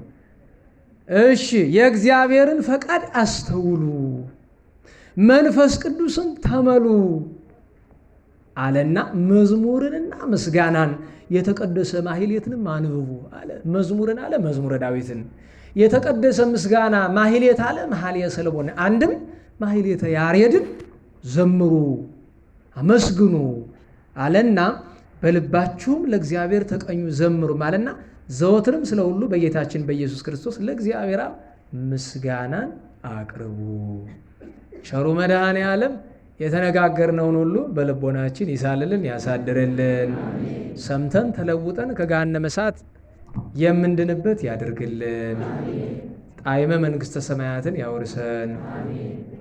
የሰባቱን ቀን ቅዱሳን ዘክረን እንጨርሳለን። እንደ ሳምንቱ ላስመሻችሁ አይገባኝም። ዛሬ ስንት ቀን ነው? 14 የተገናኘን የቅድስት ሥላሴ ቀን ነው አይደለም? ነው አይደለም? መልካም። በ8 የነበሩ በዓላትን እንዲያው ነካካለሁ አልል ነገር እንዲያው የአባ ብሶይ፣ የአቡነ ኪሮስ፣ የአባ ሚሳኤል፣ የአቤሮን ወአቶም፣ የአባ ቢማ፣ የአባ በላኒ በዓል ነበረ። አቡነ ኪሮስ ታላቁ በጽኑ ገድል ነው። እዚያ ጉባኤ ተርከናል። ከአባ ብሶይ ግን አንዲት ነገር ልንገራችሁ። የአባታችን አባ ብሶይ አንድ ደቀ መዝሙር ነበራቸው እና የዋህ ነው። ምንድን ነው የዋህ? እንዳያያዝ ጅልነት ይሆናል። ይሄ ሰው ከየዋህነት ወደ ሞኝነት ወረደ። ሲወጣ አንድ ከሃዲ ያገኘው። ከዛ ከሃዲ ጋር ተፋቀረ፣ ወዳጅ ሆነ። ኋላ በነገሩ አታሎ ቸሩ መድኃኔ ዓለም ክርስቶስን እንዲሰድብና ሃይማኖቱን እንዲክድ አደረገው። መነኩሴ ሲሆን እኮ ያን አድርጎ ደግሞ የዋህነቱ ተመልሶ ወደ በዓት እየመጣ ወደ አባ ብሶይ ትክ ብሎ ሲያዩት መንፈስ ቅዱስ ከሱ ተለይቶታል። ጥምቀቱ ከሱ ወጣ ሄዳ አረም ይሆናል። አዘኑ። ልጄ አሉት። አቤት። ምን ሆነ ነው አሉት። እንዲህ አድርጌ አላቸው። ልጄ በልበል በዓት ከተቱትና አለቀሱለት። 3 ቀን አለቀሱለት። በ3ኛው ቀን በጫማ አትርገጡት ራሱ ይለቅ። በ3ኛው ቀን መንፈስ ቅዱስ በርግብ አምሳል ተመልሶ ሲያድርበት አዩ። አይመታደል የጻድቃን ጸጋቸው ያስገርመኛል። ጸጋቸው ያስገርማል። እንዲህ አድርገው ከጸጋ ከሰማያዊት ርስት እንዳይለይ አድርጎታል። ሁለተኛ አንድ ብዬ ሁለተኛ ላክል ቅዱስ ቆስጠንጢኖስ ወደ እሳቸው ይመጣል። በምን? በአካለ ነፍስ። እሳቸው እያሉ አርፏል። እሱ ይመጣና አባቴ ይላቸዋል። አቤት የመነኮሳት ክብር እንዲህ መሆኑን ባወቅኩ ኑሮ ወይኔ መንግስቴን ትቼ ምመንነውን አለ። እንግዲህ ዛሬያው እንግዲህ እንዲሁ አይደረግም እንጂ በማህበር ተደራጅተን ነበረ የምንመንን፣ ግን አይቻል ነገር እንዲሁ ልቤ መመንን ትፈልጋላችሁ? ራሱ ጥያቄው ምንድን ነው? የጅል ጥያቄ ይባላል። አሁን ሰው መመንን ትፈልጋለህ ይባላል? አይባልም እኮ። ግን አንዲት ነገር ልንገራችሁ። ምናኔ ትንሽ ልባችሁ ላይ ካለች ፍላጎቷ ምን ታረጋላችሁ መሰላችሁ? ስርዓት ነው። በቀን 1 ማዕድ። እንዴት ዋላችሁ? በቀን 1 ማዕድ። እሷም እቺ እንጀራ ላይ መጀመሪያ ወይ መጨረሻ የምትጋገረው ምንድን ነው የምትባለው? ጭላሃ ነው የምትባለው። በዛ በሸዋ አማርኛ እንዳይስቁብን ደግሞ ሸዎቹ ምንድን ነው የሚሉ? እስቲ አዲስ አበባ አካባቢ የመጣ ሰው ይንገረን እንዳይስቁብን። ምን አባታቸው ለነገሩ ይሳቁ፣ ችግር የለውም። ጭላሃ ነው የሚባል እንጎቻ የዳቦ ነው ብዬ ነው አይደለም? እሺ ለሁሉም እሷን አንድ እንጀራ በላለሁ ካለ ካልሆነ የትልቁ ከሆነ ግማሽ። ይሄ ገበያ የሚሸጠው ግን ጭላውም ይብሳል። ታዲያ ምንድነው የሚያደርገው? እሱን ጠበቃ አድርገህ ትበላና ስገድበት። ብልኡ ወስገዱ ኩልክሙ ጥሉላነ ምድር። ምንም ጥሉላነ ምድር ለካህናት ለነቢያት ቢነገርም ለኛ ዘመን ስንተረጉመው በደንብ ትበላና ያችን አንድ እንጀራ በወጥ ትበላና ታዲያ አንድ አይነት ወጥ ነው የምትበላው። 2 አይነት 3 አይነት አይደለም፣ አንድ አይነት። ወይ ሽሮ ነው ወይ ክክ ነው ወይ ምስር ነው። ምስር ደግሞ በጣም ኃይል ያበዛል፣ እሱም አይመከርም። እሱን ትበላና ስገድበት። ያን ጊዜ አቦ ምን ያለው በደንብ በልተህ ስትሰግድ ስግደቱ እንግዲህ ምግብ 2 አይነት ተጽዕኖ አለው አይደል? አንደኛው ኃይል ይሆናል፣ ሁለተኛው ፈቃደ ስጋ ይሆናል። ፈቃደ ስጋ የሚሆነውን ስግደቱ ያጠራዋል። እየሰማችሁኝ ነው? መልካም። አንድ ስርዓት ይሄን ያዝ። ሁለተኛ እንቅልፍህ ቢያንስ 3 ሰዓት ቢበዛ 5 ሰዓት ይሁን። ይኸውም 3 ሰዓት ተኝተህ 6 ሰዓት ተነሳ። ያም ባይሆን 8 ሰዓት ተነሳ። ከዚያ በኋላ ደግመህ እንዳተኛ ጸሎት ጨረስኩ ብለህ ስትጸልይ አንጋ። 2 አትልም? 2 ነው ይሄ። አዎ አስፈራራችሁ። በጣም ቀላል ነው፣ ግን ደግሞ ከልብ መያዝ ይፈልጋል። ቀላል ነው የምላችሁ ያው አባቶቻችን ጋር ስንኖር ስናየው የነበረ ነው። 3ኛ እምተኛው ፍራሽ ላይ አይደለም። እቺ ናት የምታጣላ። ቆረቆረኝ ምናምን የለም። ምክንያቱም ፍራሽ ላይ ተኛ አትነቃም። ሰሌን አንጥፈ ነው የምተኛ። ድርብ ሰሌን አይደለም፣ አንድ ሰሌን ነው የምታነጥፍ። ከዚያ በሂደት ደግሞ ያለ ምንጣፍ መተኛ ትጀምራለህ፣ ግን ሰሌን ታነጥፋለህ። 3 ይሄ ነው። 4ኛ ሕዋሳትህን መቆጣጠር ተለማመድ። ሕዋሳትህን ዓይንህ፣ ጆሮህ ጆሮ መድኃኒዓለም ይኸው ምናኔው ሰዓት መጣ። ምን ታደርገዋለህ? አምጣ ያኛውን ነው። በዚህ ልዝለቀው። ተው በቃ በዚህ ልዝለቀው። ሰማችኋል አይደል? አሁን ተያየን። ማንጎላቸት የለም። 4ኛ ምን አልኩኝ? ሕዋሳትህን ተቆጣጠር። 5ኛ ሰዓታትን ጠብቅ። ዝም ብለህ ጠዋት ጸልያለሁ ይበቃኛል አትለም። 3 ሰዓት ጸልያለሁ፣ 6 ሰዓት የምትጸልየው ምንድን ነው? ፍትሐ ነገሥት ያዘዘው ነው። ፍትሐ ነገሥት ምን አዘዘ? 12 አቡነ ዘበሰማያት 36 ስግደት አዙሃል። ታዲያ ገድል ላድርገው ካልክ 12 ጸሎተ ማርያም ትጨምርበታለህ፣ የእመቤታችን ፍቅር እንዲበዛልህ። በራ ጥሩ ደግ ነው አለ። ተመስገን ጌታ ሆይ። ዋይ እጄን አደከመኝ እኮ ይሄ። ዋይ ዋይ ግሩ። እንዴት ዋላችሁ? ኧረ እንዴት ዋላችሁ? ሰዓታትን ጠብቅ ማለት ነግሬያችኋለሁ አይደለም? 12 አቡነ ዘበሰማያት ድገም ከተባለ ለምንድን ነው የተባለው? በ12ቱ ሊቃነ መላእክት፣ በ12ቱ ደቂቀ እስራኤል፣ በ12ቱ ሐዋርያት መማፀን ነው። አንድም በ12ቱ የእግዚአብሔር መንግስት በሮች መማፀን ነው። በኢየሩሳሌም በሮች መማፀን ነው። ይሄንን ታደርጋለህ። 36 ስግደት ነግሬያችኋለሁ። አንደኛ በ36ቱ ቅዱሳት አንስት አማላጅነት መማፀን ነው። ዋናው ምስጢሩ ግን ጌታ ከማታ 3 ሰዓት ጀምሮ እስከሚነጋ ድረስ የደረሰበት ጸዋቱ ቢቆጠር 36 ይሆናል። ያን መከራ እያሰብክ ነው የምትሰግድ። 5 ነገር መቼም አልያዛችሁትም፣ ልተው። ምክንያቱም ካልያዛችሁት አሁን የተናገርኩትን። ታዲያ ይህንን ስታደርግ ይሄ ምን ይባላል? የከተማ አመክሮ ይባላል። እንዴት ዋላችሁ? ኧረ እንዴት ዋላችሁ? ይሄ ምን ይባላል? የከተማ አመክሮ ይባላል። ለሁሉም አባታችን ቅዱሱ ሰው አባ ብሶይ አገኛቸውና ቅዱስ ቆስጠንጢኖስ ወይኔ የመነኮሳት ክብራቸው ምን አየህ ወዳጅ አሉት። በእሳት ክንፍ እየበረሩ መንግስተ ሰማያት ሲገቡ አየኋቸዋል። አይ ምንኩስና ክብሩ እኛ ባናዋርደው ዛሬም ለምንኩስና ክብር የሚመጥን እኮ ብዙ ሰዎች አሉ። እንግዲህ እንዲህ ያለ ነገር አለ። የዚያን ቀን ቅዱሳን በረከታቸው ሁሉ ይደርብን። በ9 አባታችን ቅዱስ ህልያን ቴዎድሮስ ታዎድሮስ ዓመታዊ በዓላቸው ነበር። ሰዓት እየገፋብን ስለሆነ በ10 ሐዋርያው ቅዱስ ናትናኤል ሰላም ለከ ናትናኤል ዘቃና እስራኤላዊ ንጹሐ ልቡና። አያችሁ፣ ሰው ልቡ ንጹህ እንዴት መሆን ይችላል? ደግሞ ንጹህ ቢሆን ፍጡር ቢል አያስገርም። እንዴት ፈጣሪ ፍጡሩን ይኸው ነዋዘበ አማን እስራኤላዊ ዛልቦ ጸሎት ውስጥ ልቡ የዮሐንስ ወንጌል ምዕራፍ 1 ላይ ይኸው በልቡናው ክዳት ሽንገላ የሌለበት።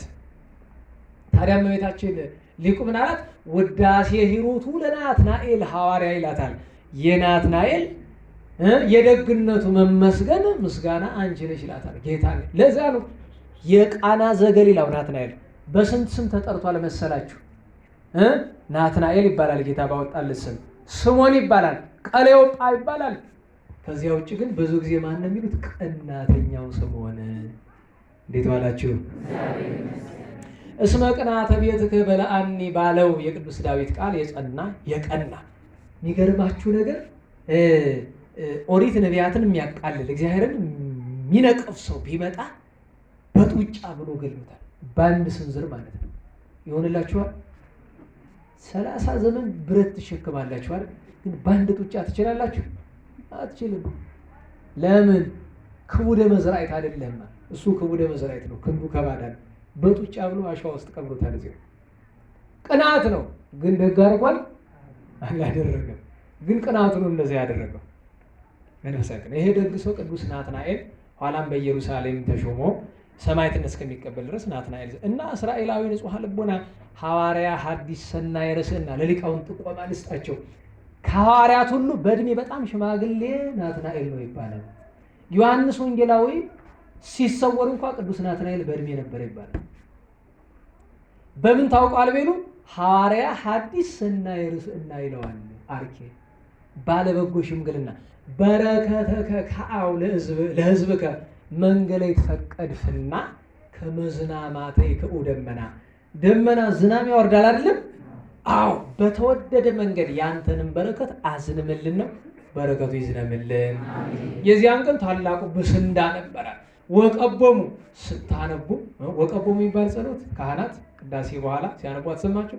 ወቀቦሙ በረትዕተ ሃይማኖት በስብሐተ ወክብር በኩሉ ማይሌ ሆቶሙ ወረስየነ ውስተ ሰላም ወፍቅር እንተ ትትለዓለም ኩሉ ሊናኡም ኩሉ ልቡና በስለት ወባስተብቆት እንተ ትገብር እግዝእተ ኩልነ ወላዲተ አምላክ ቅድስት ወንጽሕት ማርያም ድንግል እያለ በቅዱሳን አማላጅነት ሁሉ የሚማጸን ጸሎት ነው እና መሀል ላይ ማንን ያነሳል? አባ ብስንዳ። ብስንዳ ከቅድስናው ብዛት የተነሳ አዘቅት ውስጥ ሰጥሞ ይጸልይ ነበረ። መላእክት ይሄስ የአንተ ቦታ አይደለም እያሉ በክንፋቸው ተሸክመው በአየር ላይ ተሸክሞት ይጸልይ ያመሰግን ነበረ። ታላቁ ብስንዳ በረከቱ ይደርብን። አባ ከላዲያኖስም ነበረ። በ11 ሰማዕታት ወጻድቃን አበይት ክቡራን የሶርያዎቹ ዮሐንስና ስምዖን፣ አባ ኢሳይያስ ዘአስቄጥስ፣ አባ ገብርኤል ሊቀ ጳጳሳት ዘእስክንድርያ ዓመታዊ ባላቸው ነበር። በ12 ቅዱስ ሚካኤል ሕዝቅያስን የረዳበት ሰናክሬምን ያጠፋበት። እንግዲህ መኑ ያድኅነከ እምኔ ከእጄ ማን ያድንሃል አለ። እግዚአብሔር ያድናል። ማን ያድናል? ዛሬ በጣም የምንፈራው ብዙ ጠላት አለ አይደለም? ብዙ ጠላት አለ። ማን ያድናል? ማንን ይልካል? መልአኩን። መልአኩን ይልካል። መጽሐፍ ብሎ የለም የታየን መልአክ እግዚአብሔር አውዶሙ ብሎ? አዎ መልአኩን ይልካል። መልአኩን ልኮ ያድናል። ቅዱስ ጴጥሮስ በሐዋርያት ሥራ ምዕራፍ 12 ምን አለ? እግዚአብሔር መልአኩን ልኮ እንዳዳነኝ አሁን አወቅኩ አለ። ያድናል። ግን የእግዚአብሔር ስጦታ ነው። የእግዚአብሔር መልአክ የዋህ ሩሩ። እስቲ ቅዱስ ሚካኤልን ተመልከቱት። በጣም የዋህ ነው አይደለም? ነው አይደለም? አዎ። ግን ስታዩት እንዲህ ያለ የዋህ ሰው የሰናክሬምን 185,000 ሰራዊት ጭጭ አደረገው እኮ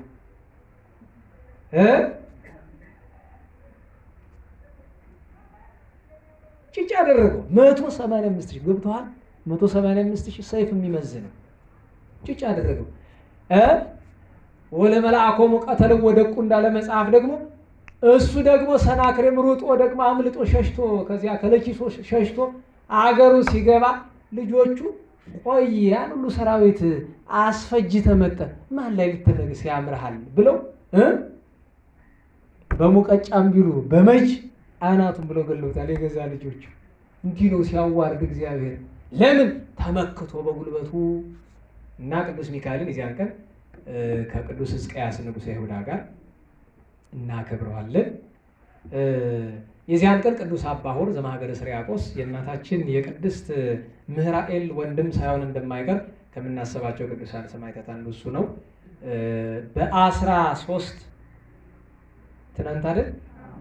ሐምሌ 13 አባታችን ቅዱስ ብስንዴዎስ ትናንት ታሪኩን ተርከናል። አስገራሚ ነው። ግን ትናንት ላልነበራችሁ አንዲት ነገር ልድገምላችሁ። ቅዱስ ብስንዴዎስ አስገራሚ ነገር አለው። መጽሐፍ ሲያነብ ከልቡ ነው፣ ተመስጦ ነው። ባጭር ታጥቆ ጫማ አውልቆ ሕሊናውን ሰብስቦ ቀጥ ብሎ ያነባል። ያን ጊዜ መዝሙረ ዳዊት ከሆነ የሚያነበው ቅዱስ ዳዊት ከተፍ፣ ኢሳይያስ ከሆነ ኢሳይያስ፣ ኤርምያስ ከሆነ ኤርምያስ፣ ኦሪት ከሆነ ሙሴ፣ ኩፋሌም ቢሆን ያው፣ ኢያሱ ከሆነ ኢያሱ መጥቶ ፊት ለፊት ቁጭ ብሎ ይሰማዋል። እንደዚህ አለ፣ እንደዚህ አለ። ይሄንን መማር አለብን። በረከቱ ይደረብን። ቅዱስ አሞንም ትናንት ዓመታዊ ባለው ነበረ። ዛሬ አባታችን ሰማዕቱ ቅዱስ አብሮኮሮኔዎስ፣ አባታችን ሰማዕቱ ቅዱስ አሞኔዎስ፣ እንደዚሁም ታላቁ ቅዱስ መቃሪዎስ። አንዲት ብቻ ልናገር ስለ ቅዱስ መቃሪዎስ። መቃርስ በወላጆቹ አብርሃም ወሳራ ይባላሉ። ስሙን ይስሐቅ ሊሉ ቢሉ መልአከ እግዚአብሔር መጥቶ የለም መቃርስ በሉት። መቃርስ ማለት በልሳነ ዮናኒ ብፁዕ ማለት ነው። ምስጉን፣ ክቡር፣ ንዑድ ማለት ነው። ታዲያ ከሰራቸው ስራዎች አንዷ ትገርመኛለች። ትናንት የነገርኳቸው ልጆች እንዳልሆነ ዛሬ ደግሞ ያልተደረገች አንዲት አጭር ነገር እንተረግ። አባታችን በበረሃ ያለ አባ መቃርስ አንድ ሀብታም ከከተማ ሊያገኘው መጣ እና ደቀ መዛሙርቱ ጋር ሆኖ ሲያየው አባ መቃርስ ሸሸት አባታችን ምን ወንክ አይደና መሸሸት ልክ ሲደርስ እየሸሸው በጣም እየፈጠነ ሄደ እና ሀብታሙ ባለጠጋው ግራ ገባው። አባታችን ባርከኝ እንጂ ኧረ ወይድልኝ መሮጥ። ይሄም ሀብታም እንዴት ሳልባረክ አባቴ ይቀራል ብሎ ያኛው ሲሸሽ የኛው መሮጥ። አሁን አባቶችን በረሃ ብታገኛቸው ነው ደግ አባት ታገኙ ቢሮጡ ትከተላላችሁ ሮጣችሁ መሮጥ። እንግዲህ አባ መቃርስ ሽማግሌ ነው፣ ሩጫ ብዙ አይችልም፣ ግን እግሩ ላይ ሰረገላ ብርሃን ነው የሚል አንድ አባ ህሩይ የሚባሉ አባታችን ነበሩ፣ በሕይወተ ሥጋ የምናውቃቸው። ጎንድ ተክለ ሃይማኖት 12 ሰዓት ይገኛል። ጎንድ ተክለ ሃይማኖት ማለት በለሳ ነው። በጣም ጉልበተኛ ተራማጅ 12 ሰዓት ይወስድበታል በእግር 12 ሰዓት ተነስተው 12 ከሩብ ጎንደር ይገባል። እንግዲህ 12ቱን ሰዓት በ15 ደቂቃ ነው ፉት ብለው። እንዴት እግዚአብሔር ይመረምረው። እንዲያረው 2002 ነው ያረፉ ደጉ ሰው አባ ህሩይ ርዕሰ አበው እንላቸዋለን። በዚህ ዘመን በገድል ከሳቸው እንደው በገዳማዊ ገድል ከሳቸው የሚበልጥ እኔ አልገጠመኝም። ከሊቅነት ጋር ተደርቦ ማለት ነው። በጣም እጹብ ናቸው። በደመና እስከ መጫን የደረሱ ደግ ሰው ናቸው። በእውነት በረከታቸው ይደረብን። አልደረስባቸዋል። ኋላ ምን አለ? አይ እነዚህ መነኮሳት እኮ አስቸጋሪዎች ናቸው፣ ምስጢራቸውን ላላወቀ እኔ አውቀው የለ ምስጢራቸውን ብሎ ቆመና አባ አለ። አባ መቃርስ ዞር አሉ። መቼስ እግዚአብሔር የሚፈራ ሰው አለ። ቁመኒ በእንተ እግዚአብሔር፣ ስለ እግዚአብሔር ብለህ ቆም። ማሰሪያ አይደለም።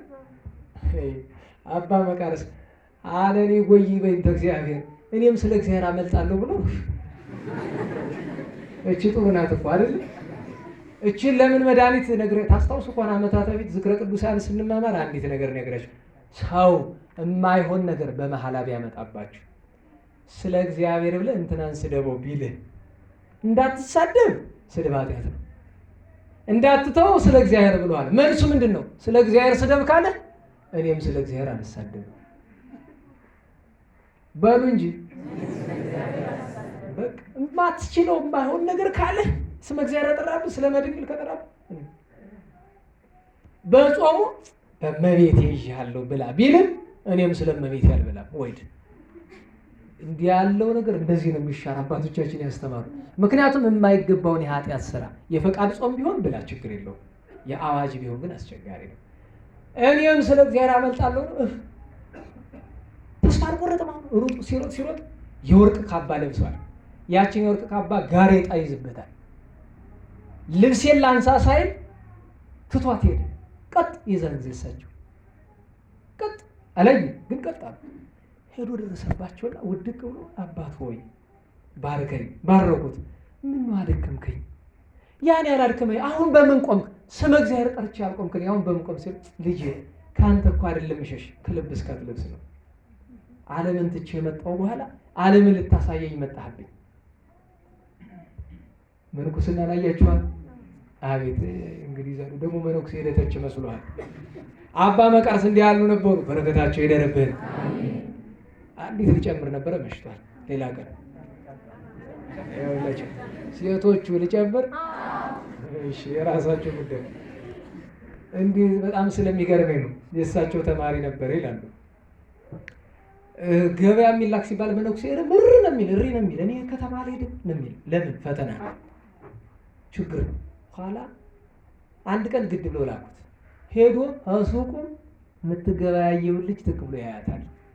መልክ ያላት ናት፣ እንዲያ ያለች ደመግቡ ናት።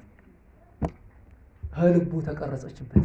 ከቤት መጥቶ እንዴት ይጸልይ ምስሏ እየመጣበት። ኋላ በሌላ ቀን ገበያ የሚሄድ ሲባል እኔ አለመጠለፍ ነው። እነሱ ደግሞ ደግ ሰው ላኩት መሄድ። እሷ ሄዶ አይነቱን ማየት መምጣት መሄድ። በጊዜ ሂደት ማናገር ጀመረ። ተጨዋወቱ። እንዲያው ወደዚህ ወደ ስጋዊ መፈቃቀር እየተሸራተቱ ሲሄዱ ማን ያህል ሌሎች መልእክተኛ መነኮሳት ያሉ ብንነግረው አይሰማንም ብለው መጥተው ለማን ይናገራሉ? ለአባ መቃርስ። አባ መቃርስ ላይ መዳልዋ አልባ የሚባል አለስቄት ሰተራራ ነው ያሉ ደቀ መዛሙርታችን ናቸው። አባታችን አይተው እገሌ የሚባል ልጅ ተዋረደ። ምን ነው? ሴት ጋር ጨዋታ ለምዷል። እንዲያው ክብሩን ሊያጣ ነው። ምን ክፎች ናቸው! ልጄን ምላቸው የምታሙት አትሙት ወይዱልኝ ብሎ አባረሯቸው። ግን አባ መቃርስ እሷ ጋር ሲያወራ ያዩታል፣ የሚያወራውንም ይሰሙታል። የቱ ነው? በረሃው ነው እሱ ከተማ የሚያደርገው። አሁንም ሌላ ቀን መጥተው መክሰስ አባረሯቸው። በሶስተኛው ሰውየው ይሄ መነኩሴው ማለት ነው አላስችለዋለ፣ አደከመዋል መመላለሱ። ምን አደከመኝ ብሎስ እጇን እየጎተተ ገዳሙ ይዘት ነው አመት ተባት ቁጭ አድርጎ አይኗን ያያታል። መነኮሳት ብቅ ቢሉ ሴት ቁጭ ብሎ እየሮጡ ይሮጥ አባታችን አባ መቃርስ አቤት፣ ኧረ ጉዳችን ፈላ። ምንድን ነው እየነገርነው ታልሰማ ብሎ ይሄው ጎትቶ ይዟት መጣ። አይ እናንተ ልጆች ይሄ ወንድማችሁን ተጣልታችሁታል፣ እንደ ውሸታችሁም አላልቃለ። አሁን እጄ ግን ባላገኝ ግን እቀጣቸዋል። አባታችን በእኛ የሆንቦት ይምጡ አላቸው። ተራራ ወርደው ከመንደር ሲደርሱ ይላሉ ድምፅ እያሰሙ እንዴት ሰነበታችሁ? የቀድሞ ሰው እንደዛ ደግሞ በገጠር ቤቶች አይደለም የሚባል እስቲ በሉ ሄዳ ትችሉም ቤቶች እንዴት ሰነበታችሁ? አገሩ ደህና እያለ ከርቀት እኮ ነው። ወይም ደግሞ እያለ መጸዳጃ ቤት ሆናችሁ ወይ ለሳንስ ብርክት አድርጎት ይገባል። ነበር አይደለም ቤት ራሱ አልኳችሁ ቤት። እኔ የሆነ ቦታ ሰሞኑን ለመልእክት ሂጄ አንድ ትልቅ አባት 20 ወይ 25 ደቂቃ ቆሜ ያንኳኳል። ቀስ አድርጊ ቀስ ሲሆን እንደዚህ መጽፋት ነው።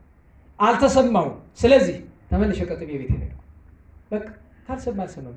መጥተው የሚገርማችሁ መነኮሳት እንኳን ትናንት መነኮሳት ከገዳም ተልከው መጥተው እኔ በድንጋይ ምቱት በዱላ ቤቱን አሳሩን ያበሉት በሩን።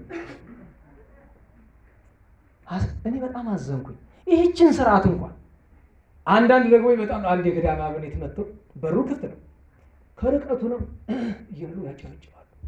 እግዚአብሔር ይስጠው። ይህ ነው ምንኩስና በእውነቱ። እችን ያላወቀ መነኩሴ ሌላ ምን ሊያውቅ ይችላል? በእውነቱ ድምፅ እያሰሙ ሲመጡ የት ይግባ ደነገጠ፣ የት ይሸሽጋል። ኋላ ዞር ሲል ምን ያህል ቅርጫቱ ላይ ደፈናትን እንዳተነፍሽ ድምፅ እንዳታሰሚ ብሎ ቅርጫት ላይ ደፍነው ቁጭ። አባ መቃርስ ገቡና መደብ ሲያነጥፍላቸው የለም እኔ ቅርጫት ላይ መቀመጥ ነው የምወድ ብለው ቅርጫቱ ላይ መነኮሳቱ ገቡ። የት አለች አባታችን? አሁን እዚህ ነበር። የት አለች? አምጡ። ክንፋ ወጣ በረረች፣ ተሰወረች። የት ሄደች? ቢፈልጉ አንድ የቀራቸው የተቀመጡበት ነው። አባ ደግሞ ተነሱ አይባልም። አባታችን ደግሞ እዛ ውስጥ ትኖራለችው ላይ ገምቱ። ከዛ አባታችን ይቅር ይበሉ። ልክ ጸላይ ሰናት እያስመሰለ ወንድማችን ሲያሳማን ኖሯል። ይቅር በለን ብሎ እግር ወድቀው ቅርታ ጠይቀው ወጡ። አወጡ በኋላ ልጄ እንዴት ነህ? እግዚአብሔር ይመስገን። ደህና ነህ? እንዴት ነው ህይወት? እንዴት ይዟል? ይመስገን። ፈተናውሳ? ደህና ነኝ። ጾሩሳ? በጸሎት ደህና ነኝ፣ ምንም ችግር የለም። ቢያረጉት ቢሰሩት ማይነግራቸውን ኋላ ምን አሉት? ልጄ ጾር እኔ ይኸው በበረሃ ከገባው 80 ዓመቴ ነው፣ ግን አሁንም አልጠፋለኝ ማለት። ኋላ ልፈነከትልሳቸው ሲል በጣም ሲያስቸግር ምልክት ሰጡት ወደ ቅርጫት። አይ አባቴ ይቅር ይበለኝ አለች። እሱ ውስጥ አለ ክፍት አድርገው ነይ እስቲ ልጄ ምን ልታደርጊ መጣሽ? ነይ ቢለኝ ነውር አይደለም፣ አንቺም ትጎጃለሽ እሱም ይጎዳል ብለው ሁለቱንም ገስጸው እሷን ወደ ስፍራው ልከው ያን ደቀ መዝሙራቸው ከዛሬ ጀምሮ እንኳን ከተማ ከበዓት እንዳትወጣ ብሎ በትምህርተ መስቀል እሱም በዝሙት የሚፈትነውን ጸላኤ አባረው እንዴት ያለ ፍጹም መነኩሴ ያደርገውታል። እንዲህ አድርገው ወደ በዓታቸው ሲመለሱ ድንጋዮቹና ዛፉ በዓቱ ዘር የነበሩ ተነቅለው መቃርዮስ ኮነ አምላከ በዲበ ምድር መቃርስስ በምድር እንደ አምላኩ እንደ ኢየሱስ ክርስቶስ ሆነ። እግዚአብሔር የምናውቀው አበሳችንን በመሸፈኑ ነው። ክርስቲያን ማዕረጉ ይሄ ነው፣ ክርስቶስን መምሰሉ። ለዚያ ነው አባ መቃርስ በምድር አምላክን መሰለ ተብሎ የተመሰገኑ። በረከታቸው ይደረብን። ነገ ትልቅ በዓል እናከብራለን። ታላቁ ሊቅ ቅዱስ ኤፍሬም ሶርያዊ ወለባሃዊ አፈ በረከት ትእዛዝ አለብን። የ7 ቀን ውዳሴ ማርያም ነገ ይደገማል። በትችሉ አንዱን በነግ 7 ቀን አንዱን በሰርክ ድገሙ። አንድ ጊዜ በነግ እንዴ በሰርክ ባንችል ግን ጠዋት ተነስተን የ7 ቀን ውዳሴ ማርያም ነገ በቅዱስ ኤፍሬም ሶርያዊ የረፍት ቀን ያልተደገመ ውዳሴ ማርያም መቼ ሊደገም ነው? እንድገም በቃ።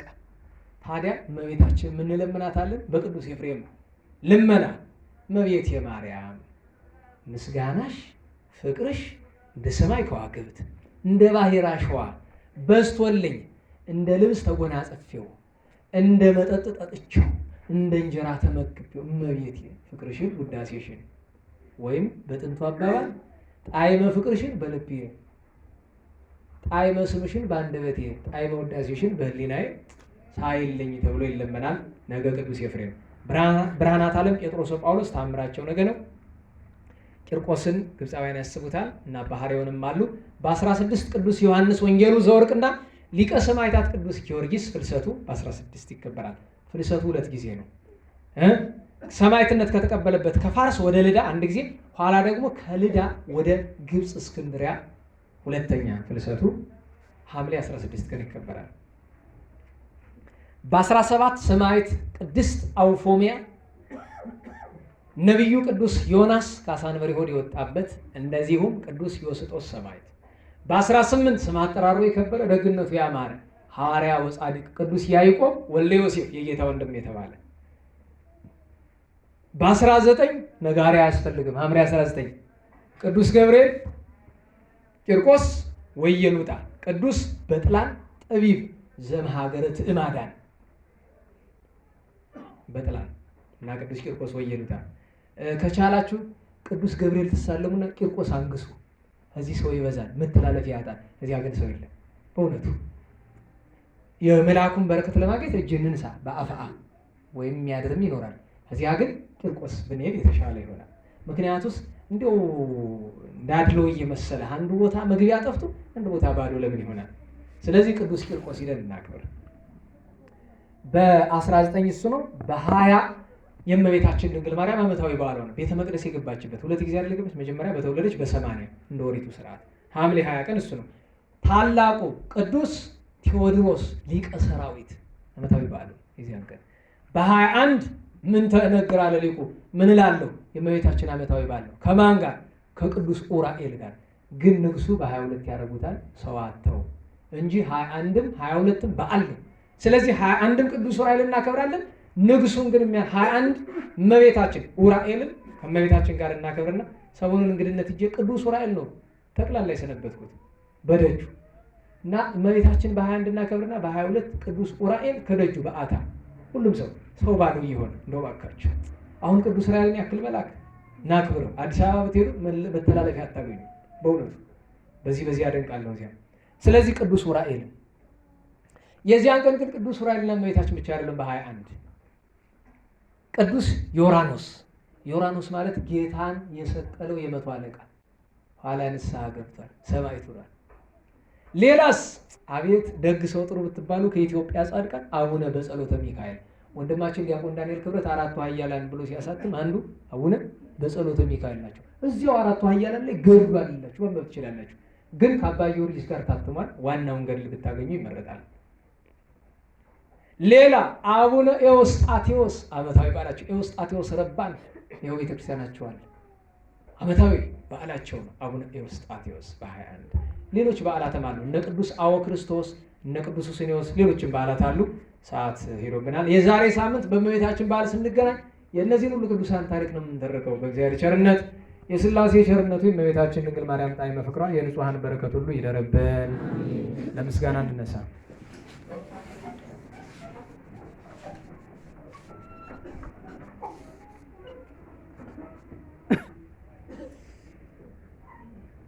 ስብሐት ለአብ ስብሐት ለወልድ ስብሐት ለመንፈስ ቅዱስ ስብሐት ለአብ ስብሐት ለወልድ ስብሐት ለመንፈስ ቅዱስ ስብሐት ለአብ ስብሐት ለወልድ ስብሐት ለመንፈስ ቅዱስ ስብሐት ለእግዝእትነ ማርያም ድንግል ወላዲተ አምላክ ስብሐት ለመስቀለ እግዚእነ ኢየሱስ ክርስቶስ ክርስቶስ በምሕረቱ ይዘከረነ አመዳግም ምጽአቱ እያስተፍረነ ለሰብሖተ ስሙ ያንቀሐነ ወበአምልኮቱ ያጽንዐነ እግዝእትነ ማርያም አይረጌ ጸሎተነ ዋስተስሪ ኩሎ ኃጢአተነ ቅድመ መንበሩ ለእግዚእነ ለዘአብልዐነ ዘንተ ህብስተ ወለዘአስተየነ ዘንተ ጽዋዓ ወለዘሰርዐ ለነ ሲሳየነ ወአራዘነ ወለዘተአገሰ ለነ ኩሎ ኃጢአተነ ወለዘወሃበነ ሥጋሁ ቅዱሰ ወደሞ ክቡረ ወለዘአብጽሐነ እስከ ዛቲ ሰዓት መላለም ምሕረቱን አብሎቱ ስብሐተ ወአኮቴተ እግዚአብሔር ልዑል ወለወላዲቱ ድንግል ወለመስቀሉ ክቡር ይትአኮት ወይትሰብሐ ስሙ ለእግዚአብሔር ወትረ በኩሉ ጊዜ ወበኩሉ ሰዓት ስብሐት ለአብ ወወልድ ወመንፈስ ቅዱስ ለዓለሙ ለዓለመ ዓለም። አውሎግሶን አውሎግሶን አውሎግሶን በእንተ አብ ወወልድ ወመንፈስ ቅዱስ አቀበት ለወጡ ቁልቁለት ለወረዱ ርጥብ ለጤሰባቸው ደረቅ ለነደደባቸው ለረዱ ለተራዱ ለዘከሩ ላዘከሩ ስመ እግዚአብሔር ስመ ማርያም ድንግል ስመ ቅዱሳን ለጠሩ ሁሉ እግዚአብሔር አስበ ቅዱሳን ይሰብልን። ጸሎተ እግዝእትነ ማርያም እንበል። ሰላም ለኪ ዘንሰግድ ንብለኪ ንግሥተ አድኖ ማርያም ምነን አስተበቋኝ ማርዮናዊ ተማይጸነ ብኪ በይንታና እምኪ ወያቄማ ቦኪ ማሂበረኔዮም ድንግል ባረኪ። ጸሎተ እግዝእትነ ማርያም ድንግል ወላዲተ አምላክ ታቤው ንጉሴ ለእግዚአብሔር ወትታሰይ መንፈሴ በአምላኪ ወመድኃኔ እስመ ርእየ ሕማማ ለአመቱ ናሁ እሚይዝየስ አስተበጽኡኒ ኩሎ ትውልድ እስመ ገብረ ሊተ ኃይለ አብያተ ወቅዱስ ስሙ ወሳኢሉኒ ለትውልደ ትውልድ ለለ ይፈርህዎ ገብረ ኃይለ በመዝራኢቱ ወዘሮሙ ለለ ያብዩ ህሊና ልቦሙ ነሰቶሙ ለኃያላን እምናብርቲሆሙ አይቤዮሙ ለትሑታን ወአጽገቦሙ በረከቱ ለሩባን ወፈኖሙ ራቆሙ ለብዑላን ወተወክፎ ለእስራኤል ቆዴሁ ወተዘከረ ሳይሎ ዘይቤሎሙ ለአበዊነ ለአብርሃሙ ለዘሩ እስከ ለዓለም። ባርክነ ቀድስነ አንጽህነ እግዝእትነ ፍትሕነ ማእሰሪው ለሰይጣን እሙ ለመድህን ወለተ ብርሃን ኦ መዝገበ በረከት መዝገበ ቅድሳት መዝገበ ንጽ መዝገበ ርኅራኄ መዝገበ የዋሃት ባረክነ በእድየኪ በከመ ባረኪ ለኤፍሬም ፍቁርኪ በበረከተ ወልድኪ ወአቡሁ መንፈስ ቅዱስ ስብሐት ለአብ ወወልድ ወመንፈስ ቅዱስ ለዓለሙ ለዓለመ ዓለም። ሰላም ለአብ ዘእምቅድመ ዓለም ነጋሲ ለወልድ ሰላም ሥጋ ማርያም ለባሲ ለመንፈስ ቅዱስ ሰላም ኃጢአተ ዓለም ደምሳሴ ኃይሌ ሥላሴ ወፀወኔ ሥላሴ በስመ ሥላሴ ቀጠቅጥ ከይሴ ሰላም ለክሙ እንጦን ሶመቃርስ አቤብ ሲኖዳ ገብረ መንፈስ ቅዱስ ለባርኮትነ ንዑስ ተጽራዛቲ መቅደስ ተክለ ሃይማኖት አኖሬዎስ ኤዎስጣቴዎስ ሳሙኤል ተክለ አልፋ በብኖዳ ኪሮስ ሰላም ለዘሚካኤል ዘተሰሜ አረጋዊ እስመ ሁረቱ በጥበቡ ፍናዊሁ ልባዊ ምስሌሁ ህቡረ ዘበአሃዱ ህላዌ ሰላም ለቅዱሳን ዘተሰነአው ስንአዌ ከመ በጸሎት ይስአሉ ስርዓቱ ለአርዌ ነአሃቤ ዳዊት ንጉሠ እስራኤል በዓለ መዝሙር ሰናይ ወጥኦ መቃል ታለበወኒ ነገሮ ፍካሬ ኩሉ አምሳል ከመ ሰብሖ ለእግዚአብሔር ልዑል ወከመ ወድሳ ለማርያም ድንግል ዘጸር ወእብል ማርያም ንጽሕት ድንግል ወላዲተ አምላክ ማእምንት ሰአሊተ ምሕረት ለውሉደ ሰብ ሰአሊ ለነ በክርስቶስ ወልኪ ይስራይ ኃጢአተነ ሰአሊ ለነ ቅድስት ጸሎታ ለማርያም ወስለታ ያድነን እንደማትወልዳ ጸሎታ ለማርያም ወስለታ ለሕዝበ ክርስቲያን ለነፍሳተ ሙታን ለመካናቲነ ደብረ መድኃኒት ወመንበረ መንግሥት ወደብረ ገነት ለቤተ ክርስቲያን ቅድስት ወለሀገሪትነ ኢትዮጵያ ይቀቦንማ ተወልዳ ጸሎታ ለማርያም ወስለታ ለአግብርታ ወላይማታ ይኩነነ ከመ ወልታ በጸሎትሽ ወበስእለትሽ ለአበው ንጹሐን ለቅዱስ ኤፍሬም ለአባ ሕርያቆስ ለአባ ጊዮርጊስ ለአባ ሳሙኤል ለቅዱስ ደቅስዮስ ለያሬድ ማሕሌታዊ ለአባ ኪሮስ ለአባ መባጽዮን ለአቡነ ዘርዓ ያዕቆብ ለብፁዕ ገብረ ክርስቶስ ለቅዱስ ዮሐንስ አፈወርቅ ለአባ ጽጌ ድንግል ለአባ ዮሐንስ ዘደማስቆ ለአባ ሳሙኤል ዘደብረ ቀልሞን ለቅዱስ ዮሐንስ ወለነጎድጓድ ለቅዱስ ቄርሎስ አምደ ሃይማኖት ለአቡነ አቢብ ለንጹሐት አንስት ለክቡራን ሐዋርያት የተለመንሽ ድንግል እመቤታችን ለእኛም ተለመኝን። ጽንዕት በድንግልና ስርጉት በቅድስና እመቤታችን ጸጋውን ክብሩ እንዳይነሳን ለምኝልን። አይምሮውን ለቦውን ጥበቡን ፍቅርሽን መዓዛሽን በልቦናችን ሳይልን አሳድሬልን።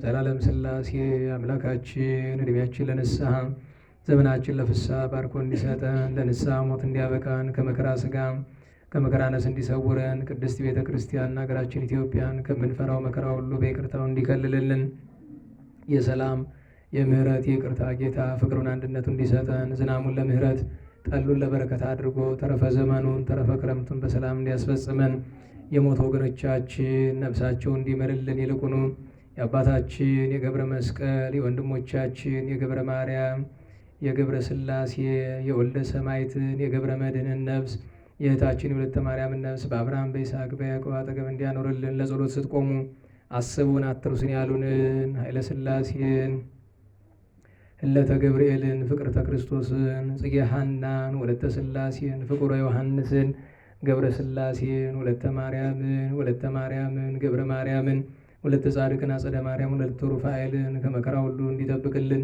የሰላም ጌታ ሰላም በዋለን ምሕረቱ ሰላም እንዲያሳድረን ቅዱስ ስሙን እንደ ቸርነት ብለን እንጥራ።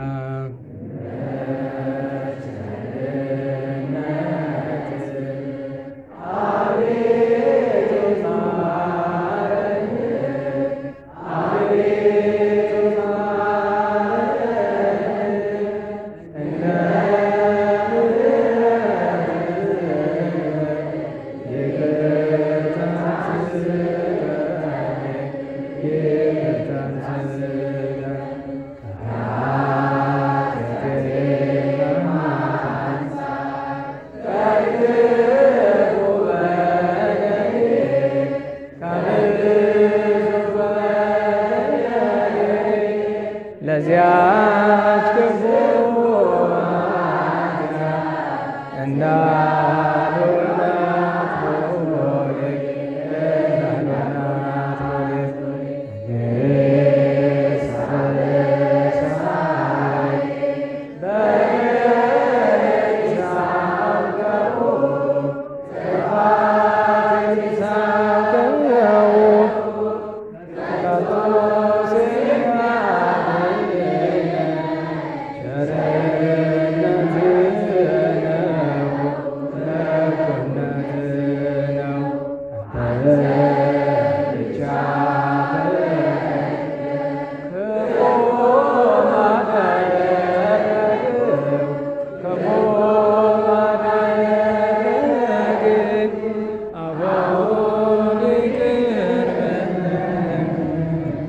ከፊት ወደቅው ከፊት ወደቅ ከፊት ወድቄ ስለምን አንተን ስማጸን አንተን መውደቄን ተመልከት አምላከ ብርሃን አምላከ ሰላም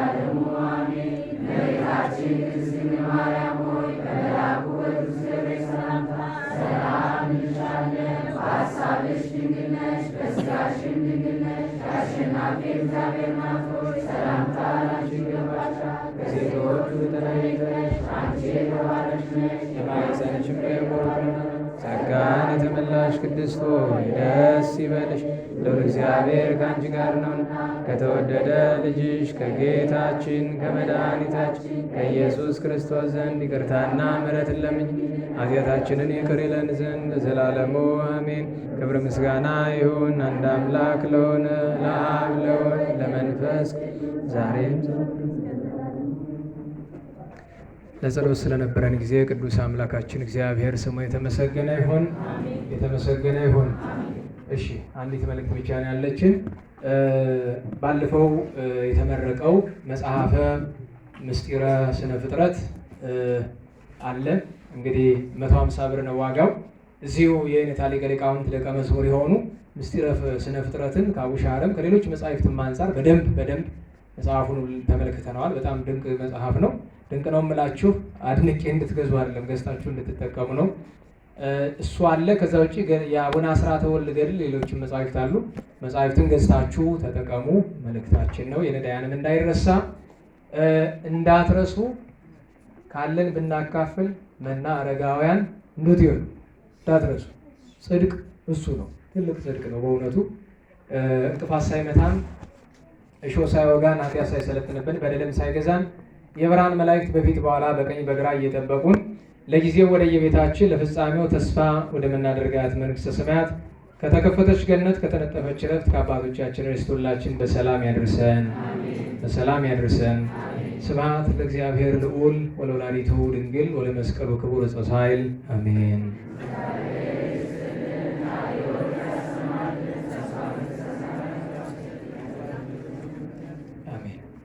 ጸጋ ነሣኢነ ወሕይወተ ረከብነ ጸጋ ነሣኢነ ወሕይወተ ረከብነ በኃይለ መስቀሉ ለኢየሱስ ክርስቶስ በኃይለ መስቀሉ በኃይለ መስቀሉ ለኢየሱስ ክርስቶስ በኃይለ መስቀሉ ኪያከ እግዚኦ ነአኩት